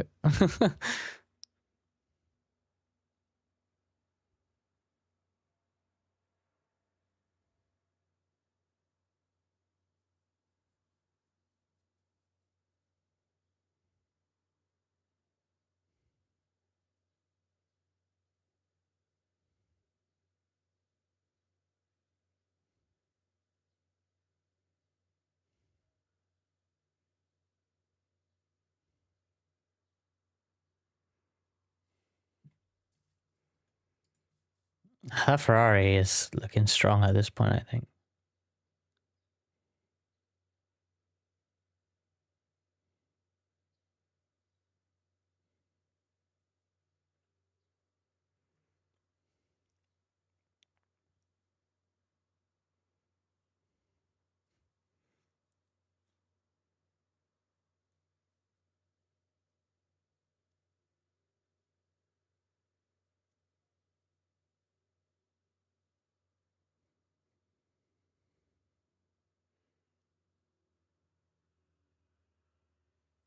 So we're looking at an hour and a half. We're 90 minutes into this race. Penske 1-2. Well, yes, but both of those have yet to pit. Yes. But they will cycle to the lead again with the 5. Yes, they will. But as I'm just saying, the Ferrari, every cycle is moving up. They've passed the 12 on track. They're pulling away from the 12. They're going to be net second after the cycle comes out. And, well, who's the only one left is the 5 to catch. So that 50 is looking good. Pits. Yeah. Like, Their they pit seem work's a lot fast on quicker. track, but yeah, every cycle comes through. Boom, position.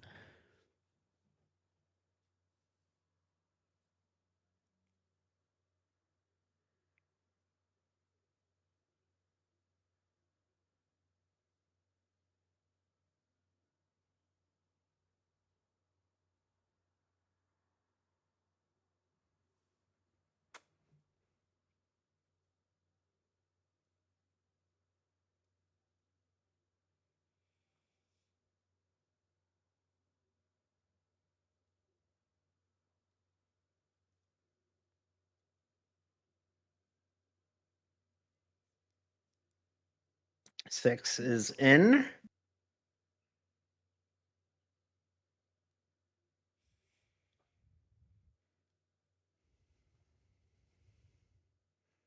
Moves the 83 Ferrari into the lead momentarily. They'll be probably pitting the next time by.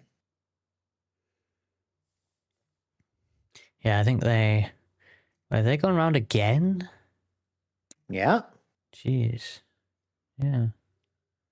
They're using the virtual energy tank. And the 94 Persia. They can go very long. Mm-hmm.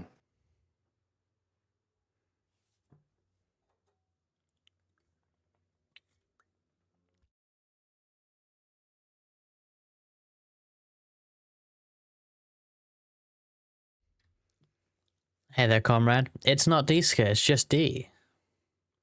Yeah, comrades, just me.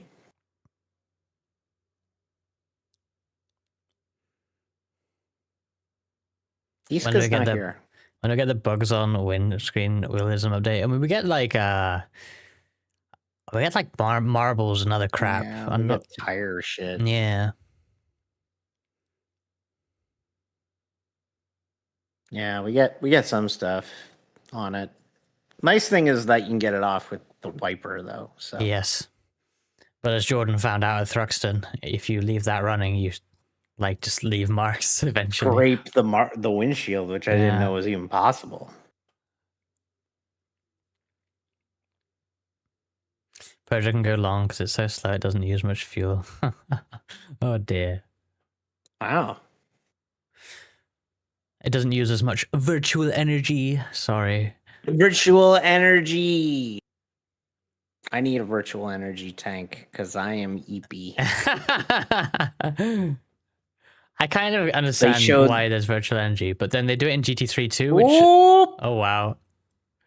Blocked down the Mulsanne, tried to door And check, couldn't get their 50. There we go. To the net lead. I didn't think that would happen that quickly, but there we are. It's probably the cold tires on the 6 because they pitted later, but... Jeez. Right through the field that 50's gone. Yeah, that's a rare thing to see the 50 go through the field. It's very rare to see the 50 make any sort of passes. This is you going for the... Oh! Hey, I didn't like being pushed Wasn't happy about that. Onto the shoulder.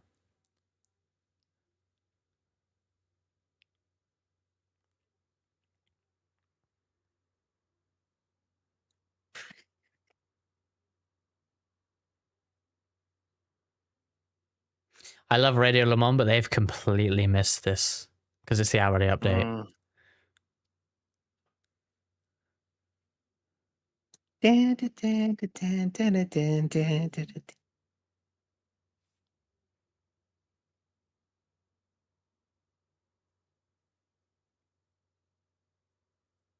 Two manufacturers have led this race, and unfortunately, none of them are Jotas. No, I don't think they led one. Oh, not officially, right? Yeah, well, unless I mean, maybe they would have led on the cycle. I actually don't know. I haven't been paying attention to that. Maybe someone else led. I mean, no, Persia didn't lead. Maybe. How are the Jotas behind even the Wheeling Cadillac though? How did that happen? How did that happen?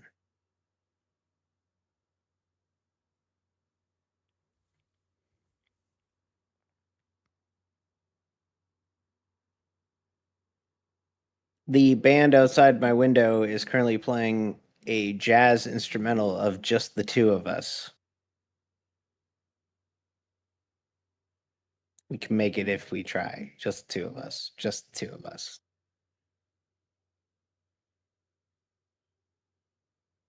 Not bad. I'll give them credit. When they booked these bands, they booked halfway okay bands. They didn't book any terrible bands. So, granted, I've only heard one. So, I got the wrong Porsche anyway. My bad. That isn't for the lead. Not yet. How did the other Porsche get up there though? Did they jump the Ferrari? I'm confused. I feel like the pit stop times are varying quite a bit, and it's catching me out. Maybe Jack Aiken is just cracked. Former F1 driver Jack Aiken?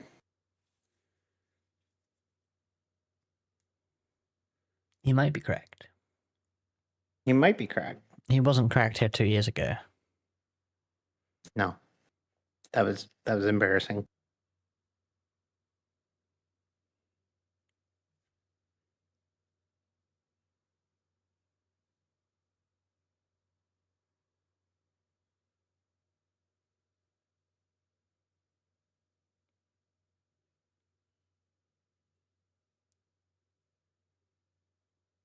I will be right back. I am going to refill my water bottle with more water. No worries. Chat, keep an eye on Reska. Make sure he doesn't do anything crazy. I don't do anything crazy. I'm a completely normal alien being.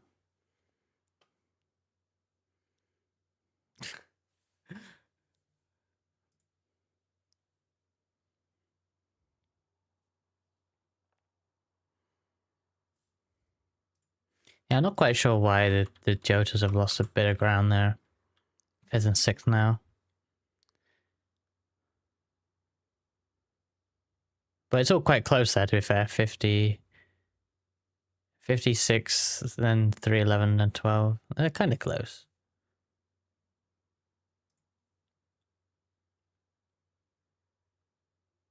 Yeah, those 4 are very close.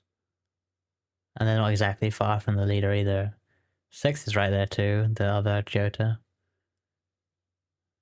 And a bit of a jump to the Toyota.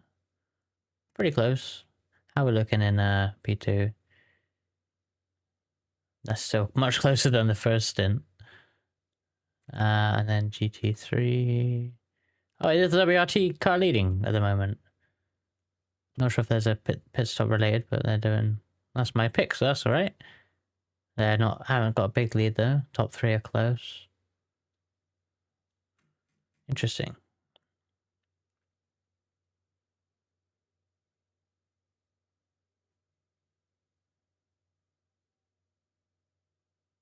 That 7 Toyota is so far back compared to the other one.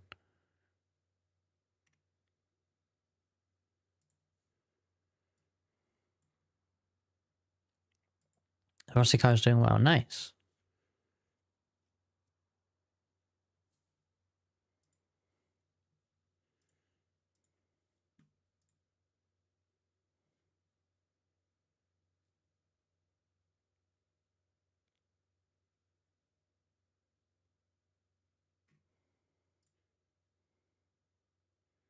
I'm seeing memes about the wingless 9XA already, of course.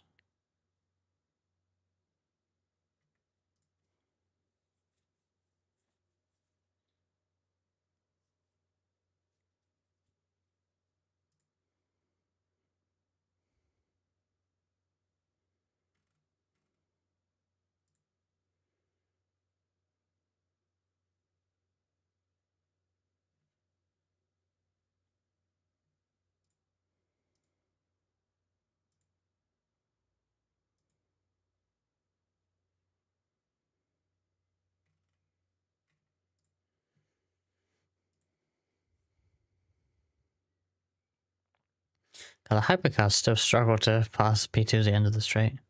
It's a bit sad.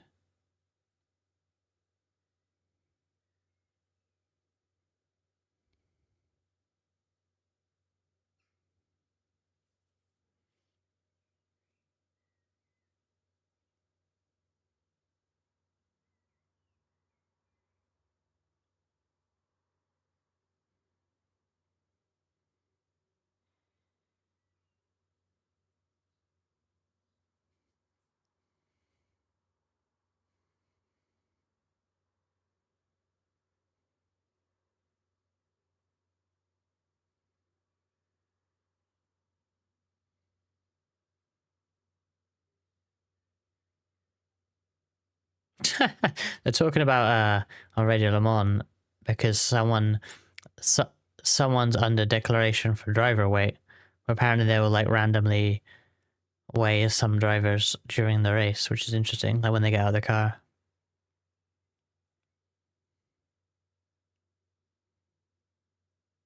I'm back. Welcome back.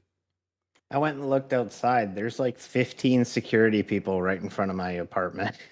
Damn, you got your own security detail now.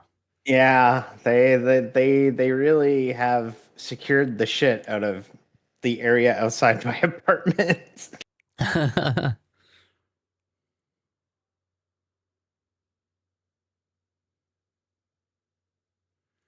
Paul I feel Trustwell had the pretty knowledge damn there. safe. Yeah, there was someone on Radio Le Mans was confused as well, but Paul Trustwell had the knowledge there that no, they do actually have the ability to randomly weigh drivers after their stints. So Really? yeah, they just had a thing come up saying driver weight declaration under investigation or something. So interesting. Hmm. Who knew?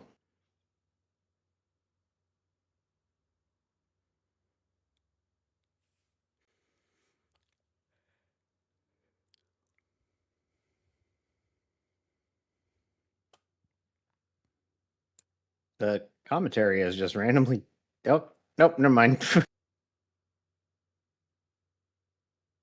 Oh, Oh, 21's around.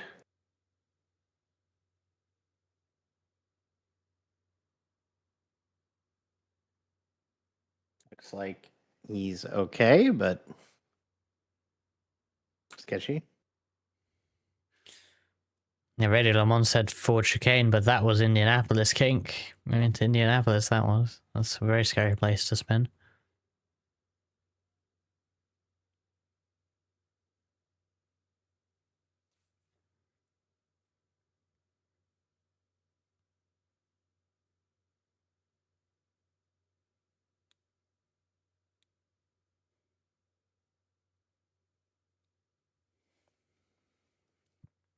Maybe it is a late call. I don't know how quickly they process such readings. Well, yeah, not sure. Hey there, Ada. How was it golfing stream today?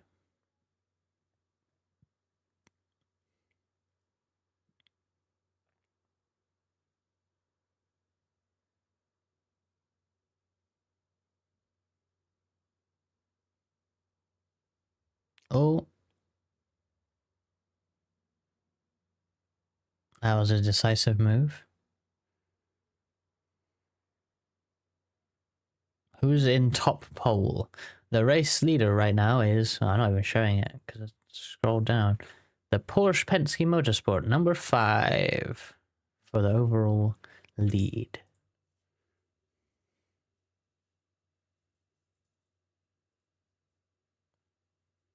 Yeah, it's Penske 5. Penske's led a good chunk of this race. Yeah. They've been the net leader since the jump, so... I wonder how long before this Ferrari gets on terms with them. Oh, 9-ball in Minecraft, I see. Mm-hmm.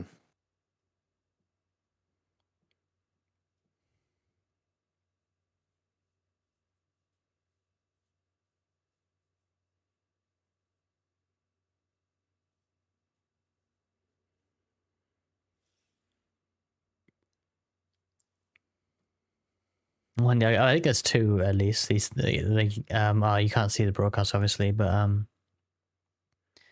there are 2 yellow Corvettes. I think they're both yellow.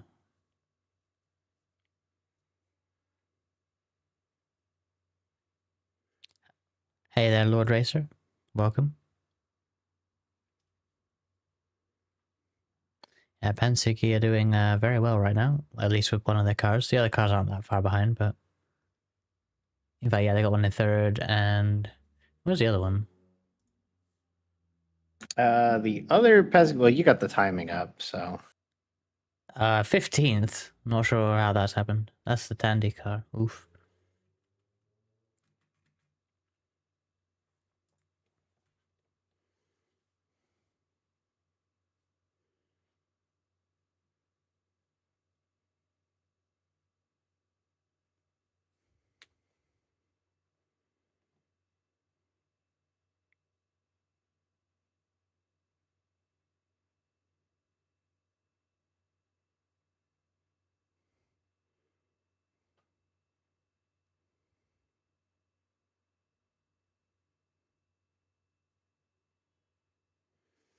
Oh, IndyCar practice. I almost was like, oh, where is IndyCar this weekend? And then I realized it's obviously Gateway because I ran Gateway last night in iRacing. Yeah, at like 8 o'clock at night on Sunday. Late. I will probably yeah, not stay up to watch that. Yeah. Yeah, we got really packed weekend of motorsports between Le Mans, F1, NASCAR, IndyCar. Big weekend. Big weekend. And then next weekend's the 6 hour to the Glen. Oh, yeah, God. Yeah. It's crazy how quick that is after Le Mans. It used to be a couple weeks, but they moved it to not clash with, I think, Spa. So they moved it up. There was some IMSA race where they'd never have the GTD pros, right? Because they're basically all off for Le Mans, and it was not the same day, but like they didn't race on there. It was, It was Detroit, but now they added an off week between. I think that sounds right. Might have been Detroit. I just heard the Windows XP startup noise randomly outside. That was very weird. Don't know what band is playing the Windows XP startup noise, but weird. Oh, is it Nords 24 next weekend as well? That's Yes. crazy. Yeah, that'd be the real life one. Matty Sinclair says, IndyCars aren't real. They are a psyop run to keep Roger Penske from going senile. That's right. Don't worry, Roger. It's okay. You run this series. It's like F1. No, it's okay.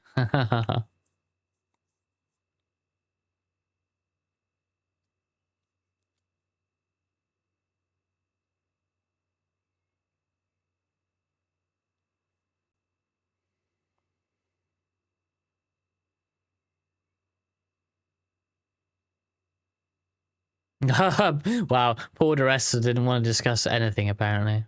I'm not surprised. Ooh. Yeah. Jeez.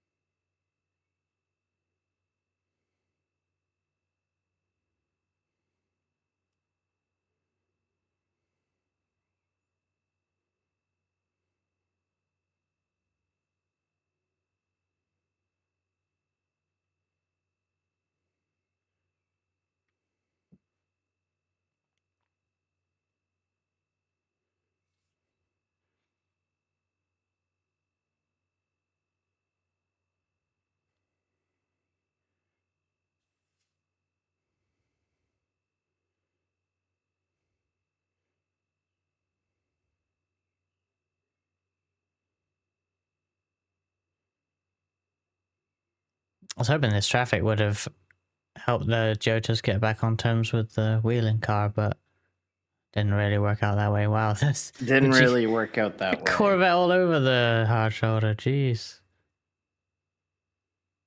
The 12 is close to the 311. Yeah, So they're still there, but I was hoping there'd be an opportunity through traffic. Well, he's going to have a slipstream here, so might be there.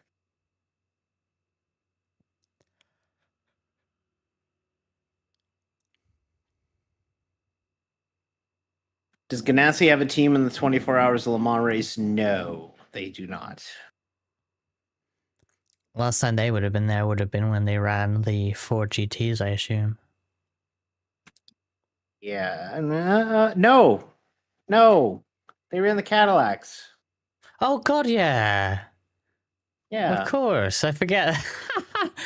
With how, yeah, troublesome that program seemed to be and how it ended, I forgot that. Jeez. Yeah, so they had a team the last 2 years. They ran the Works Cadillacs. But the Works Cadillacs now the Hertz Team Jota cars. Woo!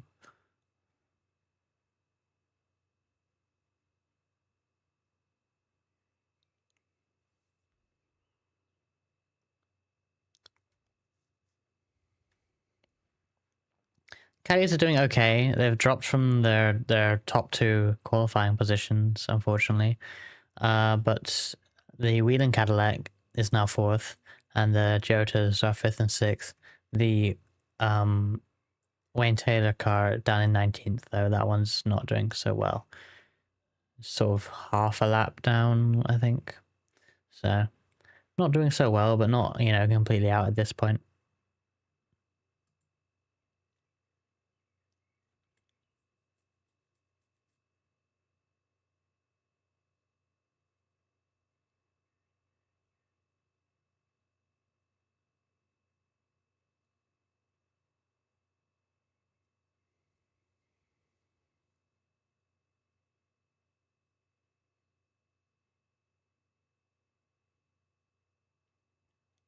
The current pit cycle finish. I think we're not in a pit cycle right now. Mm-hmm. For the prototypes, sorry, hypercars at least.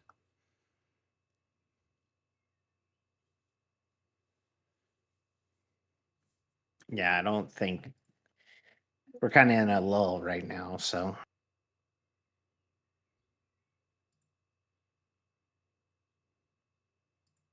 I am quite surprised how orderly it's been overall when the last couple of years have been pretty chaotic early on, from what I remember. Rain has helped that a little bit, but still.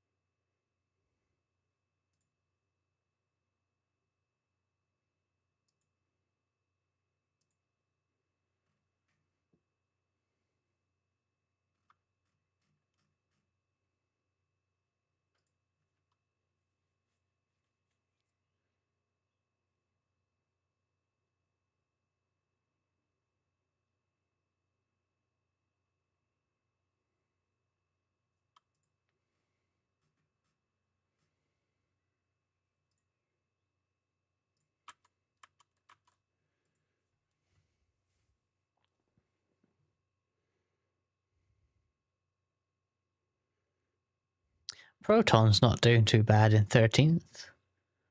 no, not bad for the privateer Porsche. You know, it's easy for them to kind of get lost in the shuffle, but they're hanging in there. They're beating one of the Toyotas. Yeah.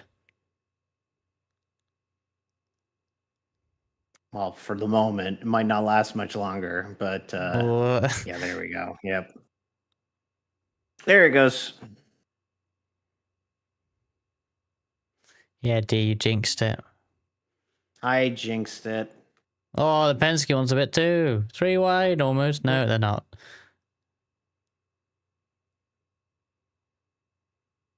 Is the 4 the IMSA entry? Because they normally only field the 5 and the 6, right? Yeah, there'll be 2 in. No, it's the opposite. The 6 is the IMSA entry because the 4 and the 5 are the WEC entries, and 6 and 7 are the IMSA entries. I see. I think. I could be wrong.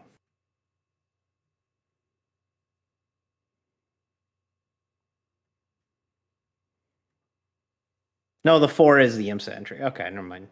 Yeah, there's only, I think, is there only 3 this year? I think there's only 3. Yeah, they only have 3. They were originally only going to send 2 last year, I think, and then they added the 3rd one at the end, right? Or something along the lines of that.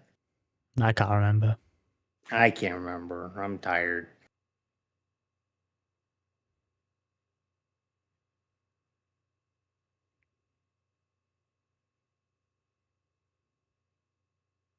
Yeah, that's the American entry.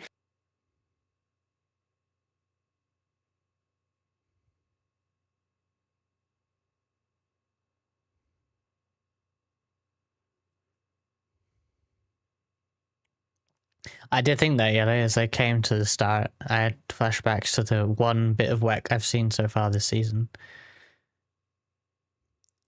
If they spun into the gravel off the start, I'd be so pissed off.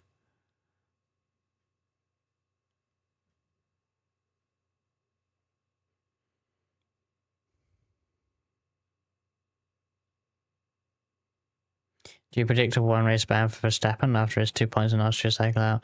Nah, I don't think he's going to get the penalty. I'd be surprised if he does.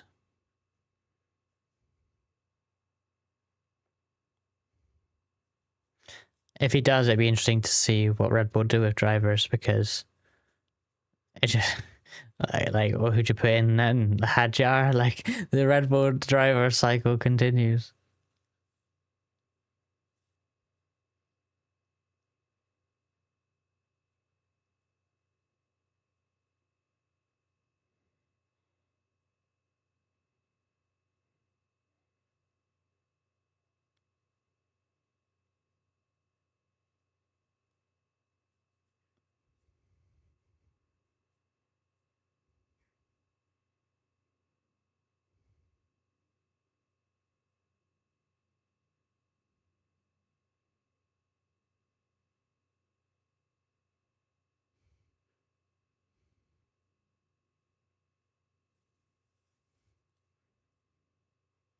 Hmm. Need that Corvette to get past the car that sounds like an antivirus. The I Lexus. ran a CODIS and it Oh. came up with definitions. Definitions? What does that mean? It means that I computered too hard. Damn. Should not have computered. I'm learning that I You're shouldn't learning computer. computer. Oh. I'm learning computer. Red Compooper. hand can't get tired now, D. It's only been 2 hours. You understand that you can nap. You understand that you can nap. Yeah, napping is a As soon as waste of this stream is time. over, I am going to attempt to nap while a jazz band plays 60 feet away from me. Hard mode napping. I think I will be able to. I Hey there, have Flaky. so I have these Samsung Galaxy Buds that have noise canceling in them. Amazing. They're so good. This will be a true test of their abilities. Gonna throw on Radio Le Mans. Radio Le Mans. Radio Le Mans and listen to it for a bit. Iron Links are doing poorly. 18th, 23rd, and 24th. Yeah, they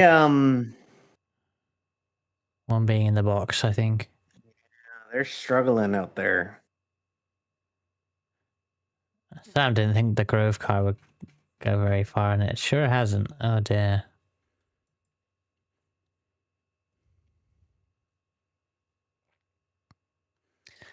See, this is why you can't count them out. The 8 Toyota, it's taken them a while, 2 hours, but on terms with the pole sitters. Yeah, there it is.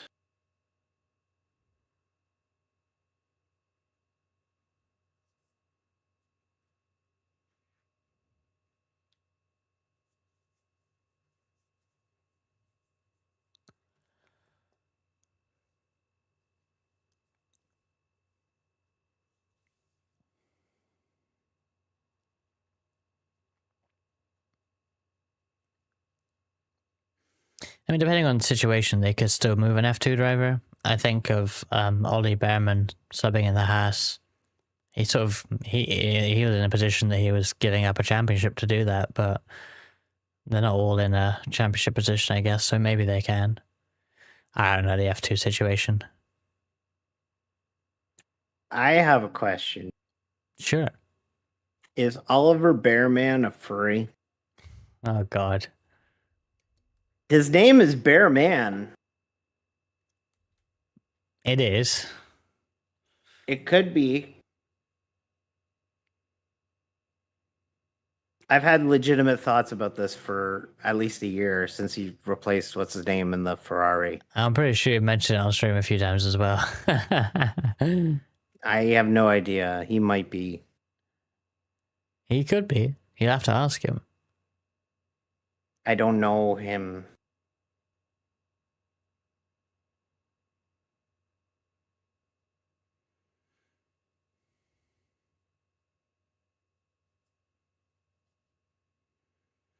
Why don't they put Ricciardo in the racing pools for one race?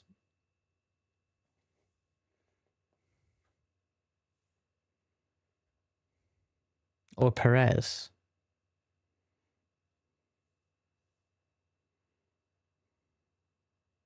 Because they want a good driver. Yeah, well, why are they so bad at developing the drivers then?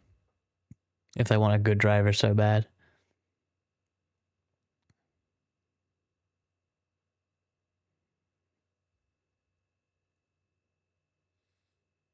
Raska, I think I'm gonna go take that nap.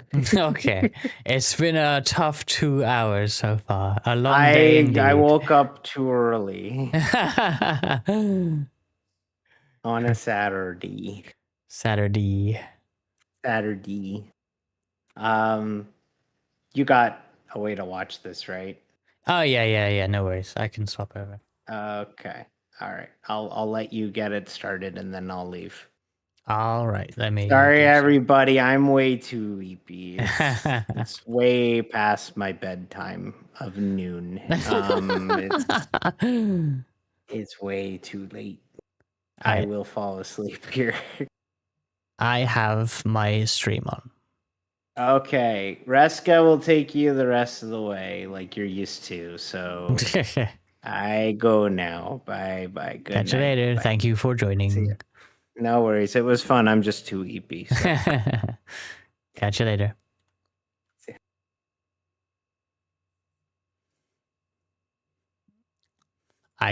He has gone. I will probably go for like an hour. I was gonna do the first 3 hours, so I will go for like an hour more. I'm certainly not about to do a 24-hour watch along. Maybe one day, but probably not. I feel like that's too much.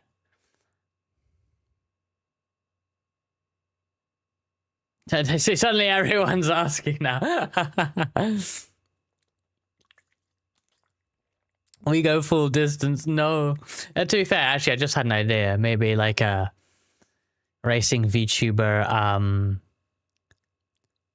like relay watch along. That's not a bad idea, right? I like that. We'll have to workshop that. The F1 movie Porsche. Wait, is there one of these wet cars featured in that movie? I know they filmed at Daytona.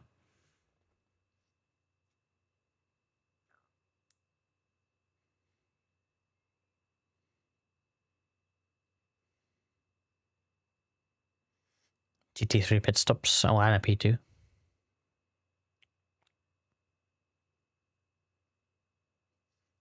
But F1 has such a consumable format and wide appeal. It's like, I thought about doing watch-alongs for a lot of things, but like, I talked myself out of a lot of it. Like, WEC is too long. Le Mans is certainly too long, but I thought, okay, I'll do a start one, like first 3 hours. I feel like that's doable. Like, and not too weird as a thing to do. So I thought, yeah, I'll do this, especially because like I feel like WEC is my thing. Like as I said earlier, I haven't really watched WEC this year. But if D is the NASCAR VTuber and Frankie is the IndyCar VTuber, like I want to be the WEC VTuber specifically, right? But I don't really watch WEC enough. But I'm such a boomer WEC fan because I'll just talk about GTEs and LMP1. It's I can't one get of over the those past. races. It's one of Hey there, those Plasma. races. I don't want to be here anymore. Yeah, you're right, DDM. That is a fair point.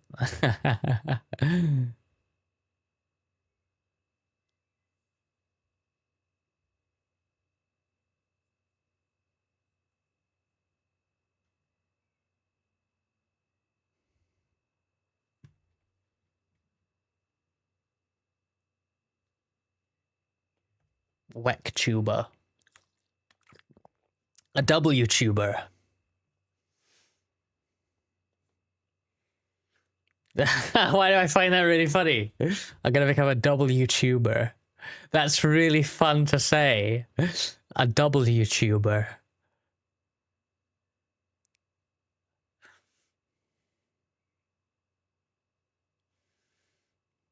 But yeah, F1 has a good format for it. And like NASCAR, probably a bit too long, probably a bit too late.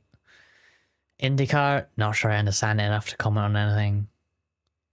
And that could go for NASCAR too, but that's not even the main problem.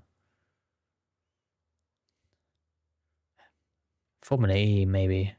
I'm not sure I understand that anymore anyway. Did you see what I asked earlier? Let me check. Oh yeah. If Tsunoda is unable to compete with the Ferraris or the Mercedes teams before the end of the season, will Hadjar replace him? Probably. Might even see it before the end of the season with how things are.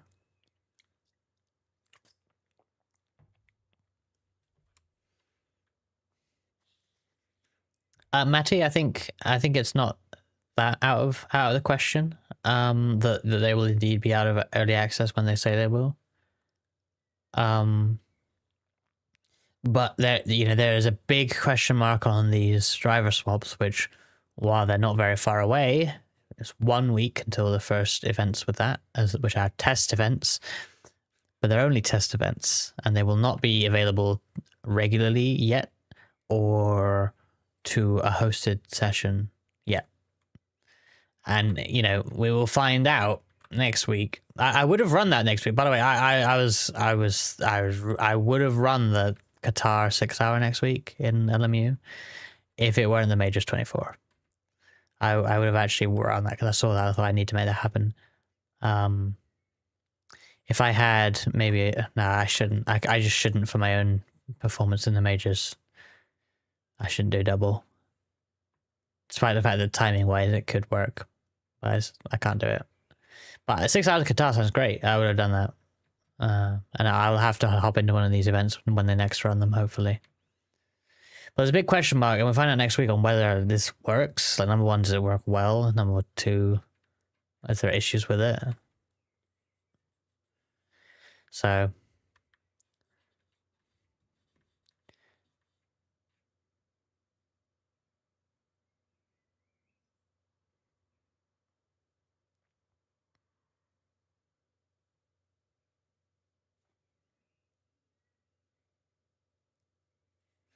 it's kind of funny. Ames are promoting the F1 movie in the socials because of the Daytona. Yeah, well, anything that gets you got to use these things as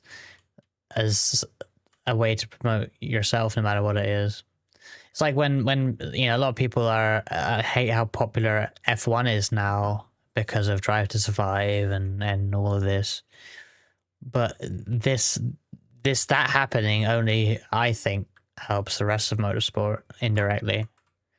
Let me look. Like, I have seen like F1 style fans trickling into WEC, and maybe people complain about that too. But I think that's great because WEC is so fucking popular right now. It's never been this popular. It's crazy. I think it's great. I don't want to go to Le Mans right now because it's too fucking packed, but that's a good thing objectively.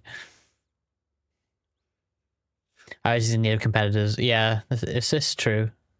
In this sort of space, like the stuff that iRacing does well, like the online racing infrastructure and all that, there obviously isn't really much competition. But that's something I have always liked about iRacing, is that I think they continue to progress despite the seemingly lack of direct competition. One of my teammates, when I was like almost done with R-Factor 2, was like, "Oh, I hate that iRacing like just doesn't have to do anything because there's no competition." But like in the period I'd been racing him with R-Factor 2, they'd added, I mean, driver swaps I think they already had added, but they had added like the night cycle, and then like they started adding like the modern endurance cars and fleshing out the IMSA field. And so now it took a while longer than this, but now there's rain, now there's the on-track debris. And you could argue they didn't have to do any of that to keep their position in the market, because the LMU is now coming up pretty well, to be fair, but there wasn't really anything until like maybe the last year or so. LMU's been in a place to take market share, but like that's only the last year, right? So, and ironically, it's after iRacing do all that stuff anyway. So, but compared to R-Factor 2's development in the same period, I think iRacing progressed a hell of a lot more. Considering Verstappen's penalties from the fall last year, they would likely wait until at least the Dutch GP before doing that. They want to avoid re-promoting Tsunoda to Red Bull due to Verstappen. Yeah. Because it would be like, really, Lawson should get back in, right? I think Lawson should fill in for Max, because he's driven that car already this year. Is he not less risk than Hadjar? I'm not sure Red Bull will decide Lawson. I don't think they will, but... So there's Evo Sosaki. I need to hop on Evo again.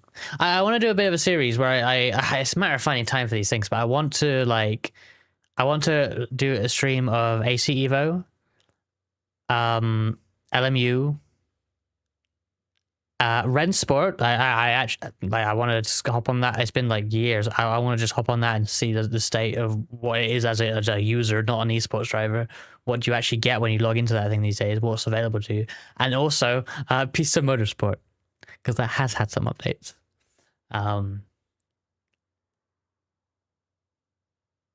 want to, because I don't play enough different sims, and I know that. My Twitch about, if you scroll down, if you're on Twitch on the web, it says, I mainly stream iRacing and ACC. When's the last time I streamed ACC? Last year? It was the Track Stars event in like November or December, right? So yeah, I should play more Sims. Cop. I wish ACE was free with PS Plus Premium. I mean, it's not even going to be on PlayStation for a long time, I don't think. That game is a long way away from completion, at least on day one. I haven't played it since, but it needed a lot of work. I will say for all their faults, iRacing devs seem to be filled with passionate nerds. This is probably true of all the racing sims, honestly. But yes, I think it's also true of iRacing.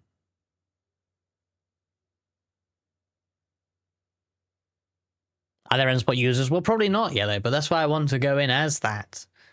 Try and do some ranked racing. Get my whatever the fuck rating up.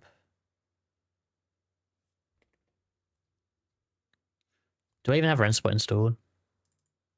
By the way, what I did install today is Wreckfest. I will be on Kat Kisumiri's stream later, by the way. Fellow racing VTuber. She's doing a 24-hour stream. 24 hours of Cats. She might have started already, you know. Doing some other stuff. But I'll be on at like 9 PM UK time, I believe, for Wreckfest with a bunch of other people as well. I think Kohai's there, I think. Probably some others too. I don't remember. That should be fun. I won't stream that myself. But you can tune into Kat's channel. I might do a shout out here if I can. Oh, she is actually live. See, now I don't want to do the shout out because it will come up and it'll be awkward. I might do it anyway. So yes, you should check out Kat's 24-hour stream and yeah, well, no, what I'll do is I'll probably end up raiding into Kat after this. That's what I'll do. Yes.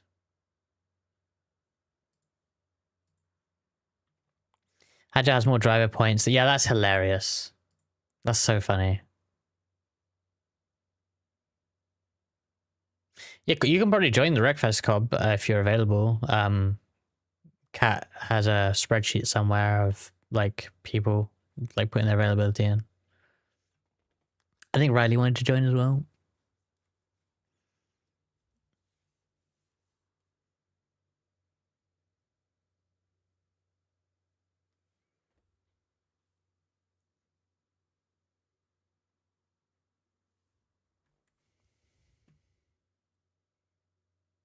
Yeah, I forgot Cobb. I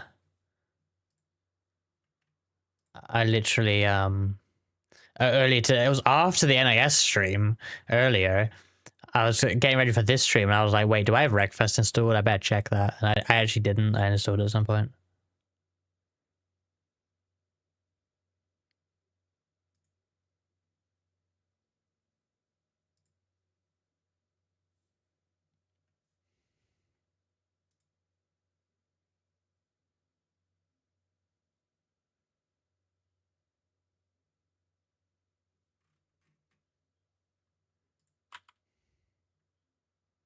Oh, contact with number 12.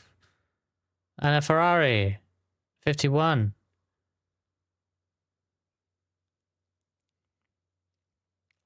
These shooters are fading. They're about to leave the top 10.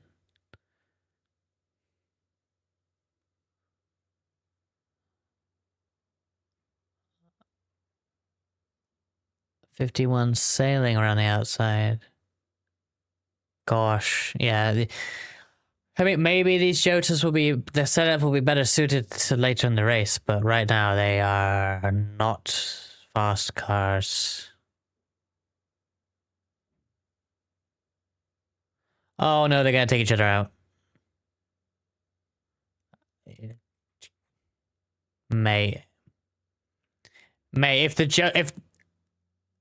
Jotas take each other out, I end stream. I just saying.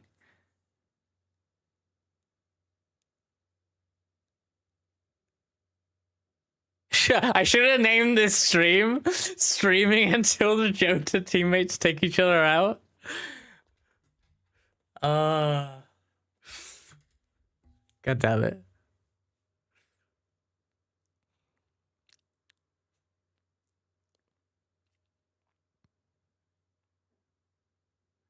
Do drivers get the one race ban if they get 12 penalty points and it goes below 12 points? I don't know the exactly how it works.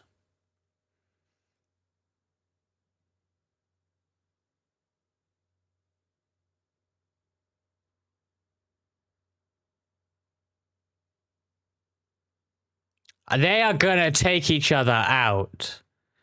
They are going to... This is ridiculous.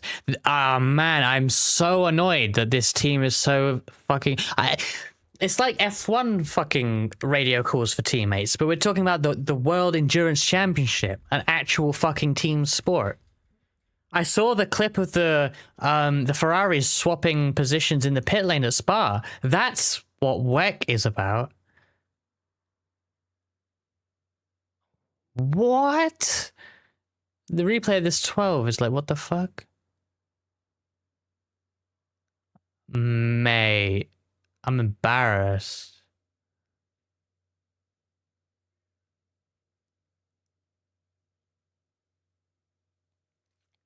Well, my main point with the Ferrari thing is that as the lead driver, you need to be perfectly willing to do such a swap. I think. In this, at this point of the race, in this racing series, yes.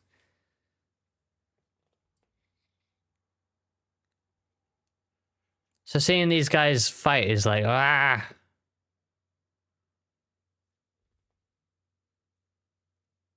And the, you know, the Qatar thing, like gaming the start, like you know, starting then stopping against the rules, so annoying. Completely unnecessary.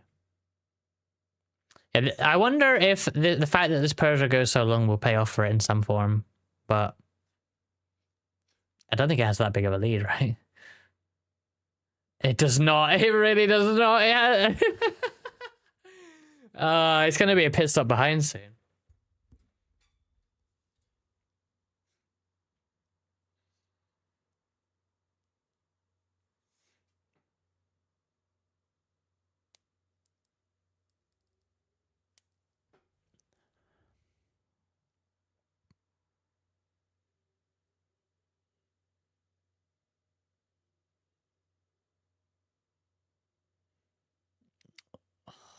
What are these Jotas doing? If I watch these guys take each other out, I click the stop stream button without saying anything.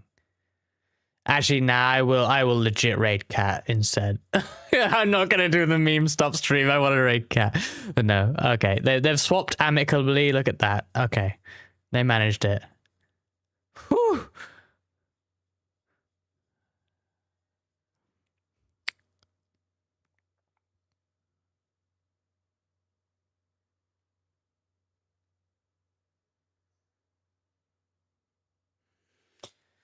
Well, that's some chaos. Stressful chaos.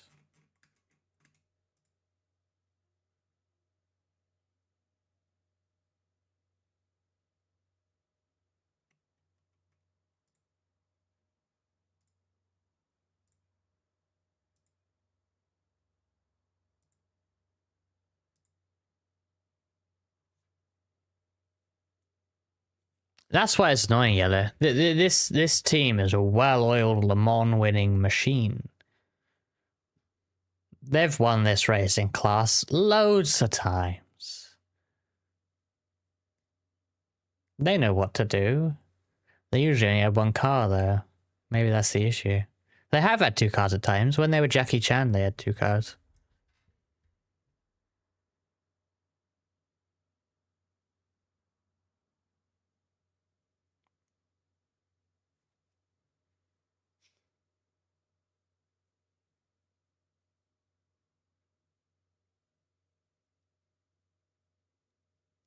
Jota was Jackie Chan TC Racing. They ran those cars. Yeah, that's why JCDC was 38. And that I said this earlier in the stream. I'm not sure you were there at the time, but Jota as a hypercar team have yet to better their record best finish overall at Le Mans, which is of course second with the 38 JCDC LMP2 in 2017. They can only better their result at Le Mans by winning, despite being in top class now. Yeah, it's if they'd won it in the P2 in the era that was, it would have been amazing. But just one Porsche with enough, well, with as little trouble as needed to win the race was there. So unfortunate. Because that'd be an overall, you know, on the list of manufacturers, you'd add Orica, right? 'Cause that's all it was, Orica.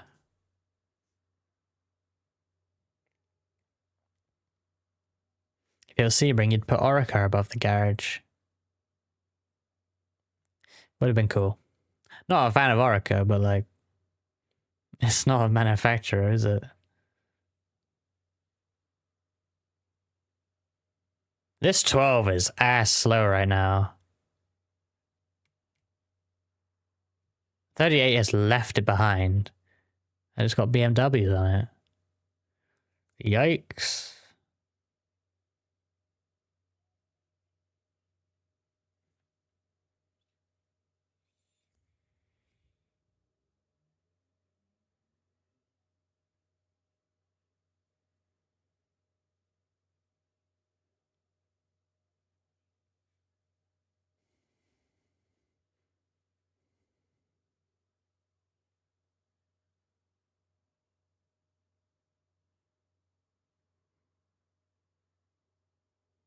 There are more bugs than usual? Interesting.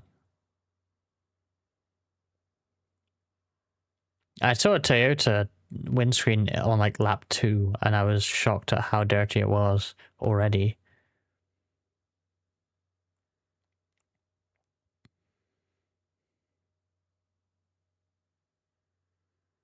I don't know there then.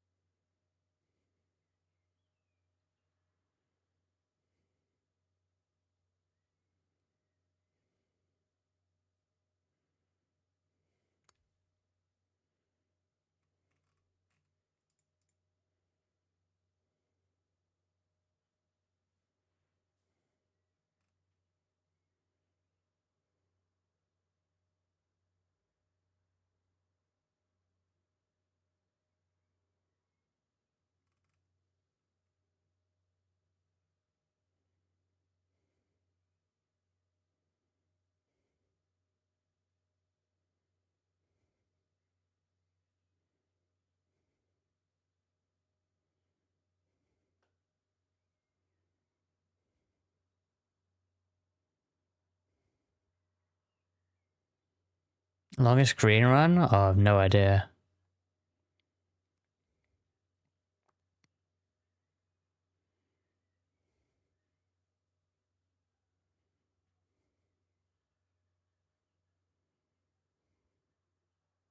Depends. How do you define a green run?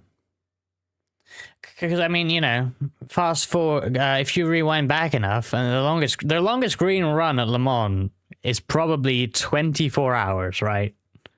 From a very different era where they never stopped anything. So I'm sure the first ever running was 24 hours of green. For better or worse.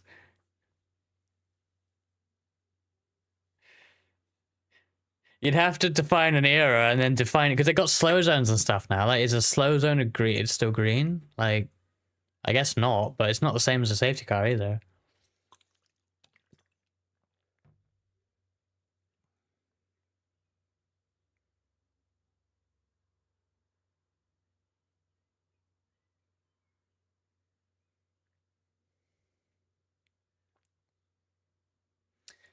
It's funny, like the 311 Cadillac going up. Number 8 Toyota going up. They're 4th and 5th, those two now. 51's coming up as well. Oh. But then Jota's going backwards.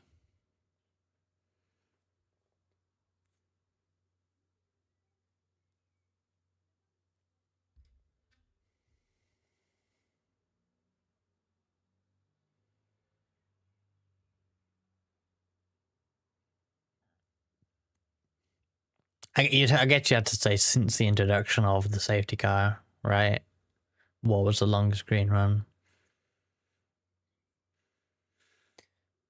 But then, yeah, it's a question of whether you count slow zones. I guess you shouldn't. And also, I have no idea.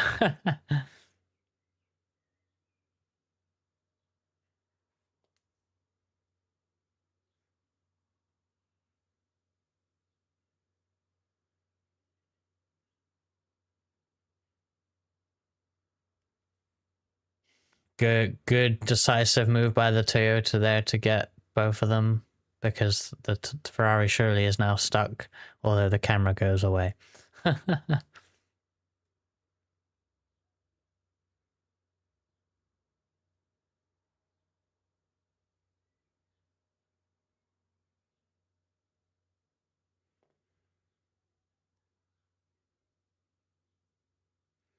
And number 7, not so much. But I think they're still up from where they were, right?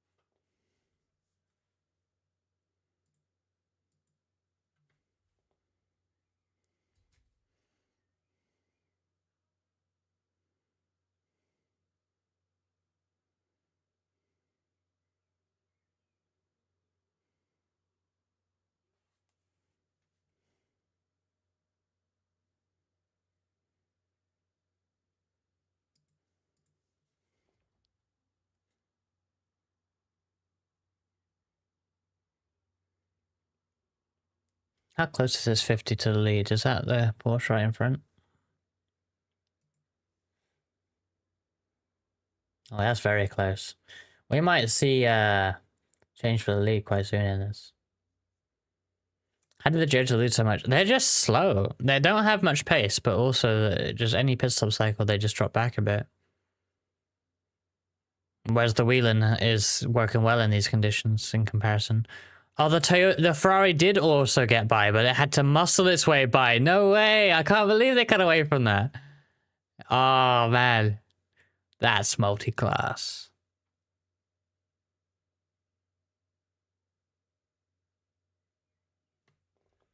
I'm hoping that the Jotas are just more suited to either the night or morning conditions.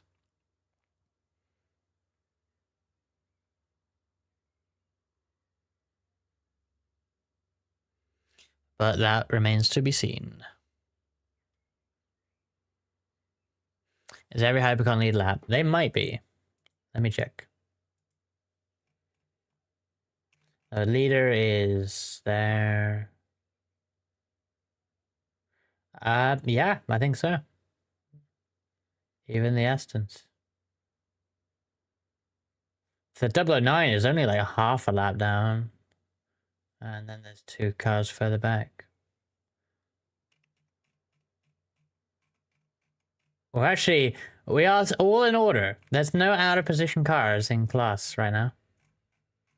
The only car that is actually laps down is the 63 GT3, which is still running, but it's 6 laps. Wait, no, it's 1 lap down on its class. Yeah. Well, not even that. Wait, are they? Almost, I think. They're almost a lap down, so... What about P2? Let's check everything. Okay, I think laps 40... Yeah, okay, there are P2s that aren't on their lead lap, so...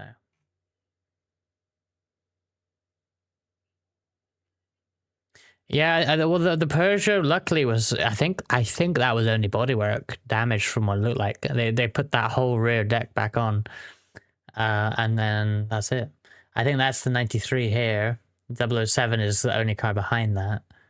And then 009, you see the jump to the 009 on the map? 93 down here, 009 here. That's what the pit stop cost them. 009 being seemingly the slowest one with minimal trouble. Although it must have had some trouble. Wayne Taylor is a little bit ahead of that. Then there's a big jump to the 94, and that's the one that keeps getting into the lead, right? I assume. But that's still back of the train Proton there. And then they're all pretty small gaps to the lead.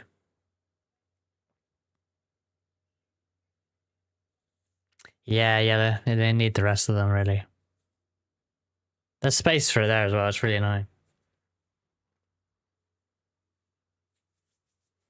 Lexus is battle for the lead happening during the hourly update. That's perfect timing. Oh, they've ended it now, good.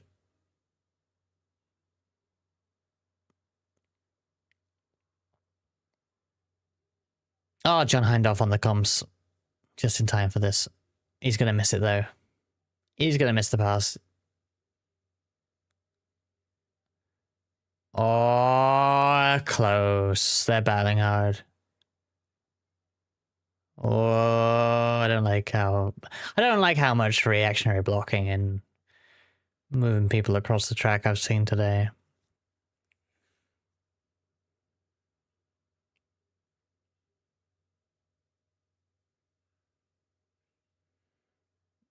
Yeah, that's blocking. At a track like this, it's awful, right? I think people are getting too complacent with this place and these cars. Because, you know, a bad block like that and it's potentially someone heading into the trees, right? So that's why you don't do stuff like that in Formula One cars, and you definitely don't do stuff like that in Indianapolis in Indy cars.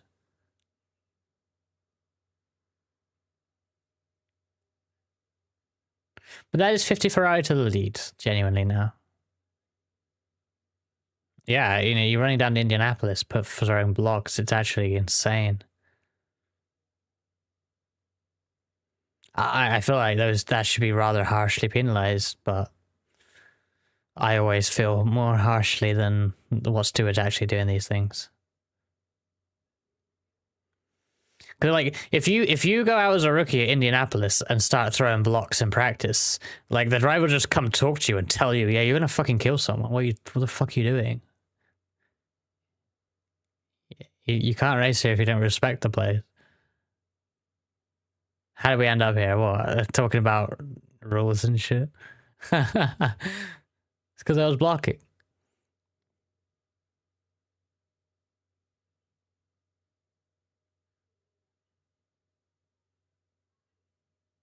Le Mans Ultimate! Drive now!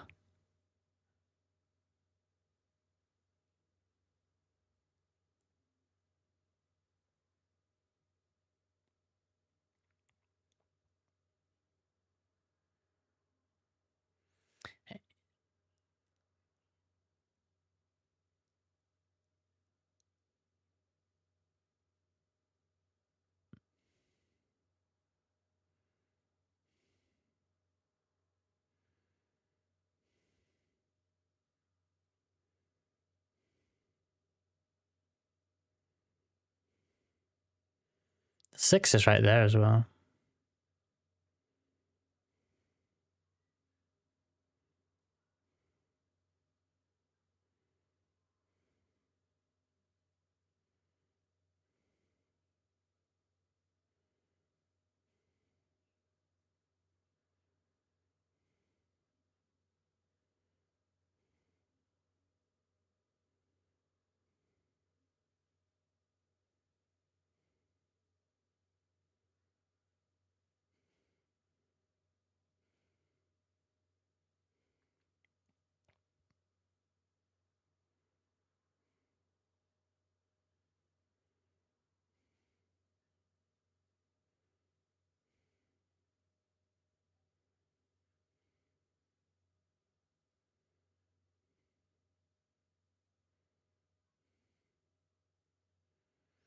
Yeah, the 8 is getting there.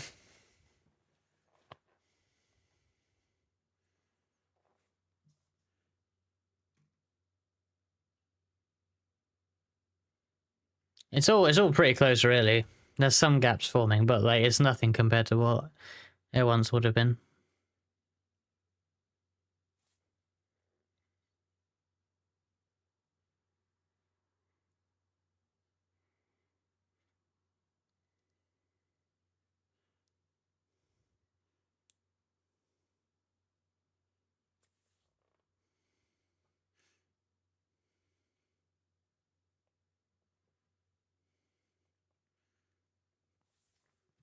Yeah, Alpine were kind of getting hyped up this week, but it's not really showing yet.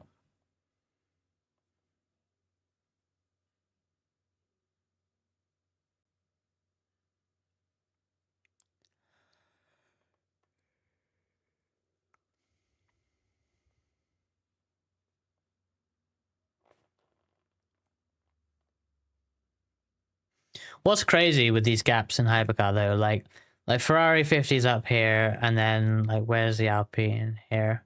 Like many years ago, that would have been a podium position, right, or second place, being a quarter of a lap behind.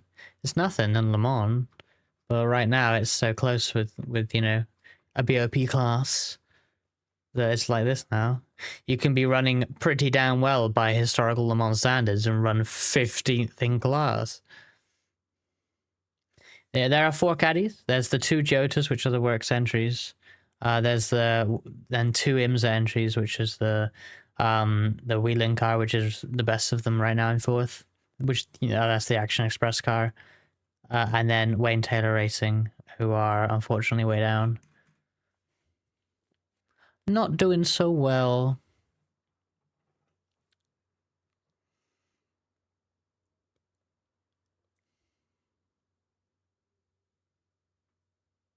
You knew we forgot, lol.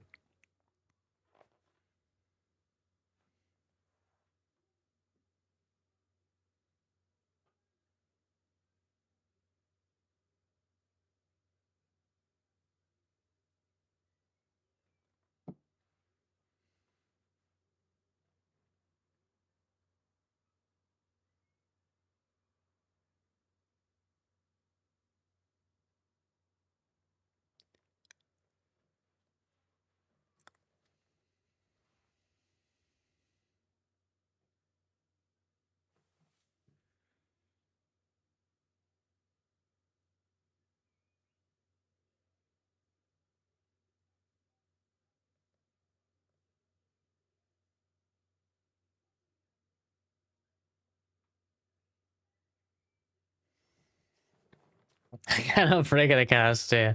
Sometimes racing driver radio calls are so useless. Probably help me when I'm complaining about my cars as well, though.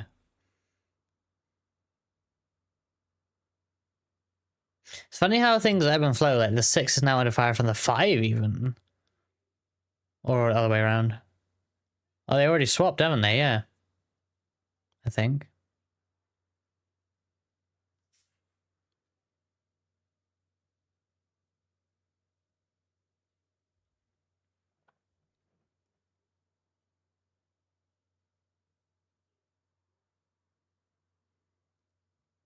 I think the timing is ahead here.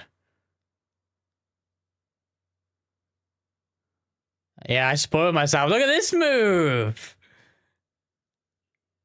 Holy shit. The 5 just got absolutely nay-nayed.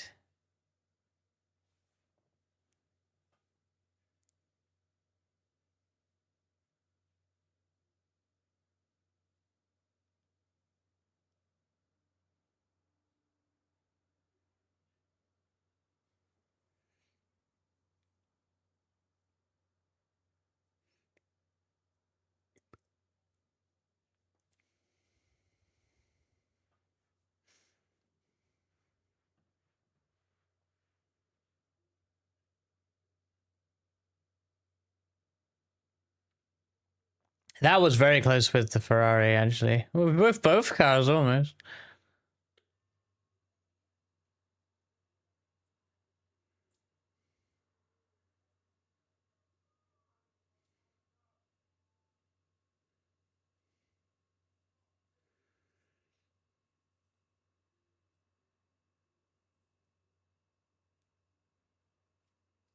It's pretty bad of the Ferrari to turn in. Oh, I don't know. They had the other Ferrari and the other Porsche as well, but I don't know why they turned in like they did when there was a car diving up the inside. I guess they didn't see.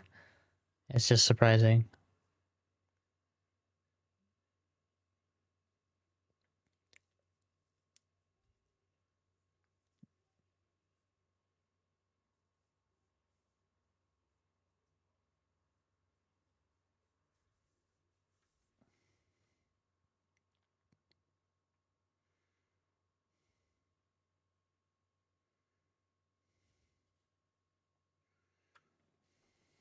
Probably am, probably.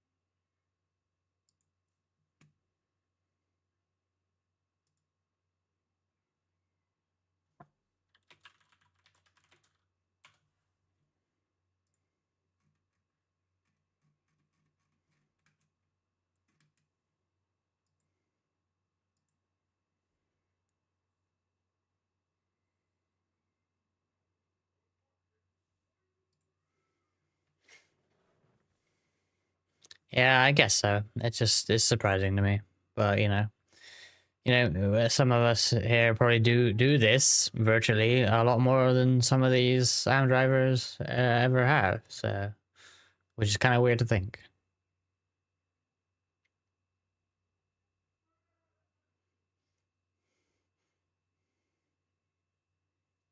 If sim racers could bring like loads of sponsorship, it'd be mad because like really good sim racers are gonna be like fantastic bronze drivers. Probably.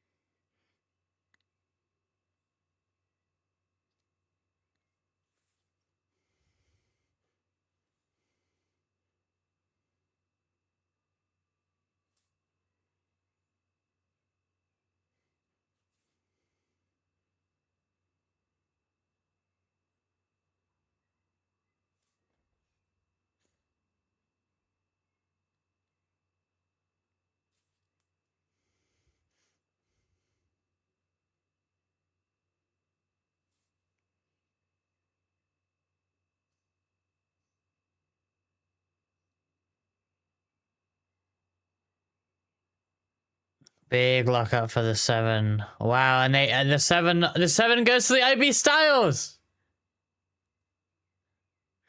The 7 went to the IB Styles! It happened! What is he doing? That does not seem quicker.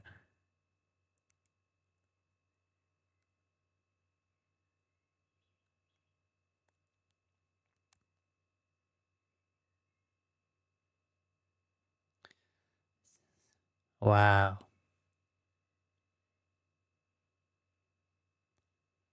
Well, the 7-2 is now between the Alpines because of that. Oh, funny.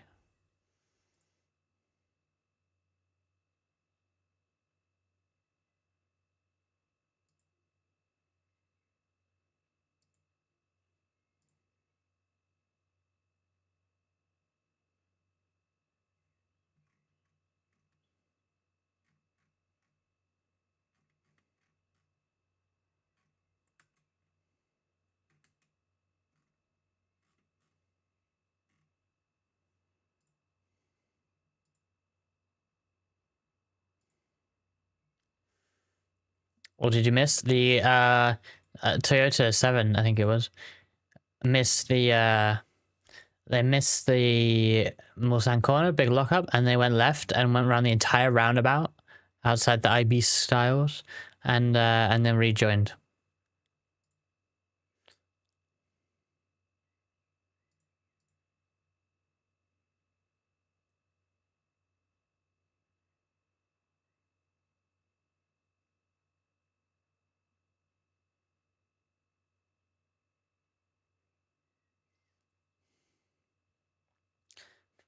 '51 Ferrari it's now Ferrari, Porsche, Porsche, Ferrari at the top. Those are the fastest four. Penske and Ferrari.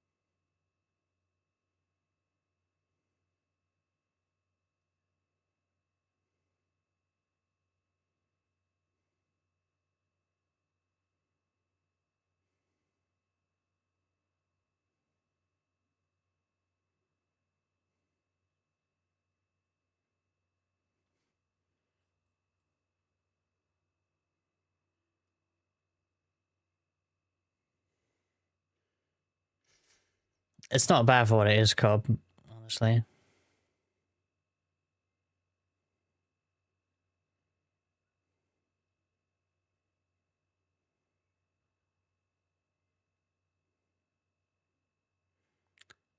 Hello, Raja. Hopefully I'm saying your name right.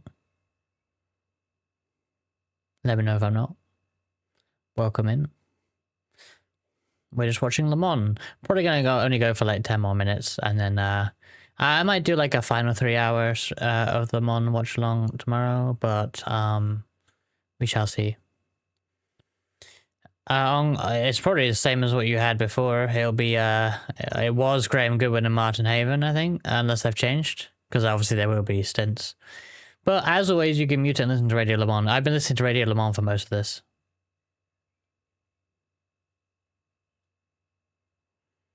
They just had Hindhoff come on, so good shit.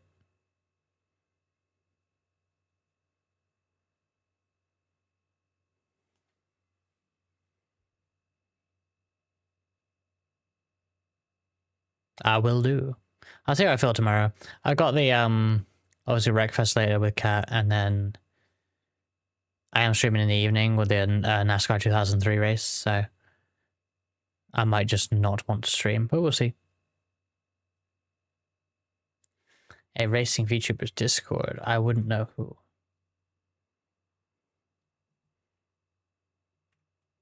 I actually wouldn't know who. I'm looking through the servers I'm in, but I probably can't even. No, I'm not sure it's somewhere I am. Darn.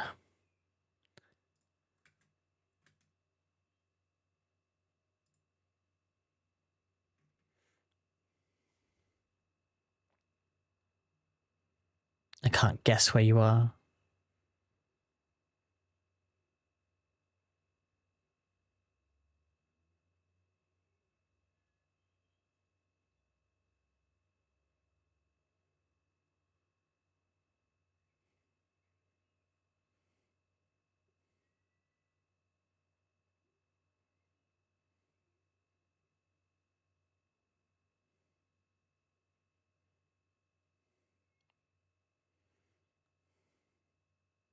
Damn, everyone's there.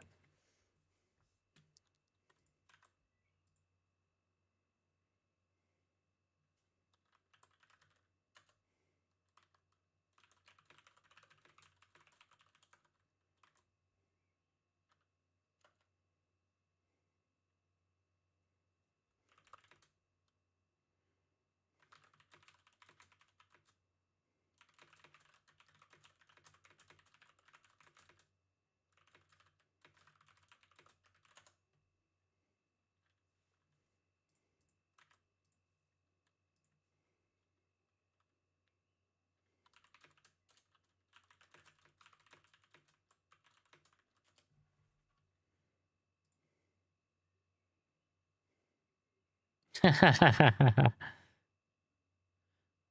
like how a Cobb took one. Owen. Okay. I like how Cobb suggested that he wasn't cool, mainly to imply that I wasn't cool. That's that's worth doing.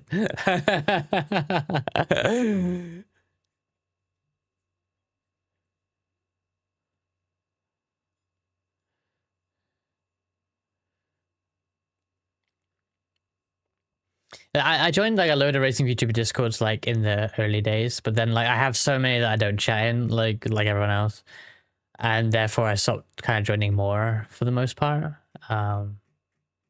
So quite a lot of like newer on the scene racing VTubers I didn't join the Discord of.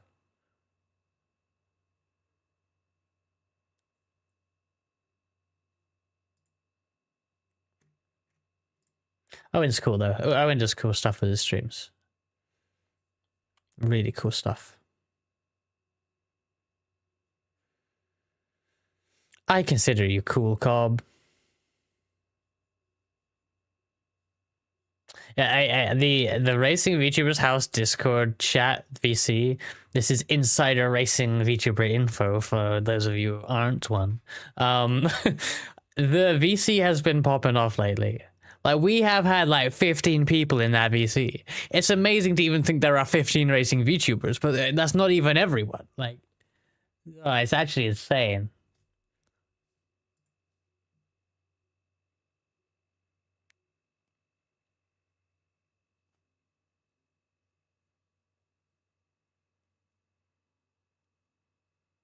It can be pretty hectic, yeah. Yeah, I mean, the Racing VTubers House server, which is not an exhaustive list of people, like, there's a couple of non-VTubers in here, but like, it's 34 online and 16 offline right now. So yeah, 50 members. I've probably a bot in there or two, maybe.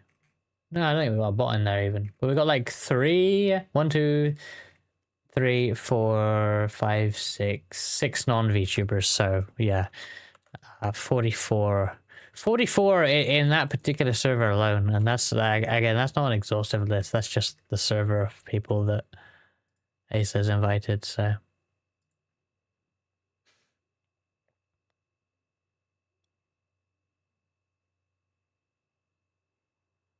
a Sage VC, yeah, not a bad idea.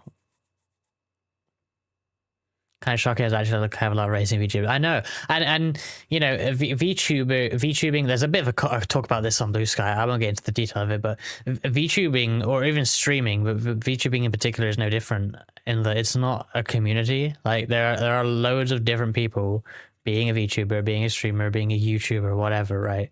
However, racing VTubers, and I don't know any other particular niche of a VTuber that isn't actually just a corporate group that has come together in a way that we actually have.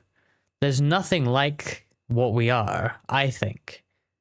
Because even you couldn't even like do sim racing streamers or sim racing YouTubers like align together in the way that racing VTubers do. I don't think so.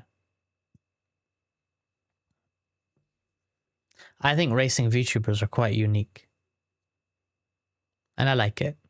That's why I'm looking forward to Kat's thing, because a bunch of it, you know, almost all of her guests are going to be racing VTubers, and I'm going to hop in and do breakfast with a bunch, and it's just nice, isn't it?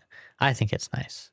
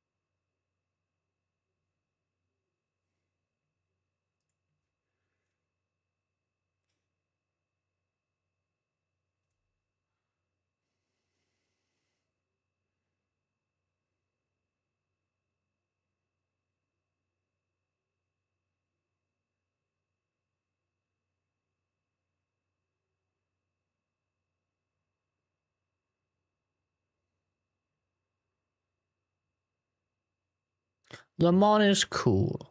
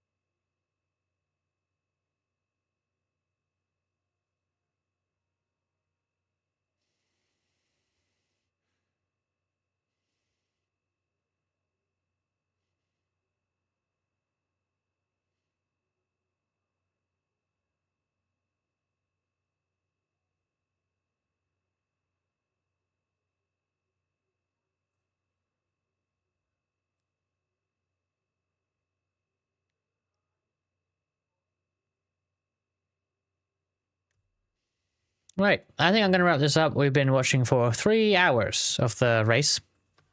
So yeah, it has been fun.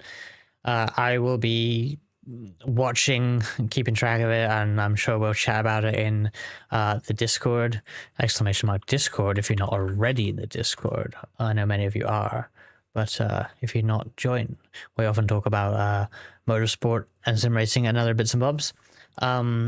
So I'm sure we'll be talking about the race for the next 20 hours, 58 minutes, and 54 seconds. And more. Because the end of the race does not mean the end of the race talk, as Radio Le Mans often says. ! Discord, indeed. I will be streaming tomorrow, but before then, I will be on Kat's channel in about 3 hours, I think. For Wreckfest, something like that. But Kat's already live. We're going to raid into Kat. She's currently doing VTrack practice and VTrack shortly. So we'll cheer her on there.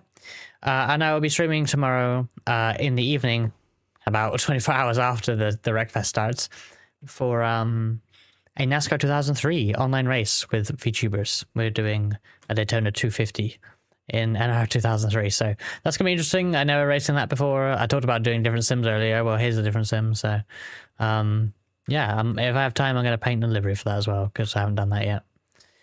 And then maybe I'll do the last 3 hours of this. I'm not fully sure on that, but we'll see. If it's looking really close, maybe I will have to. But yeah, I'm gonna set up this raid now.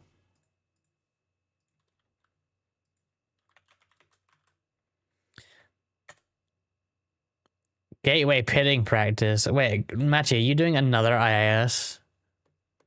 Gateway? There's no time slots in our time zone left. Jeez. Imagine being addicted to Gateway. I'm gonna head off to Cat's stream now and do the raid. Thank you for watching, everyone. Enjoy the rest of Le Mans.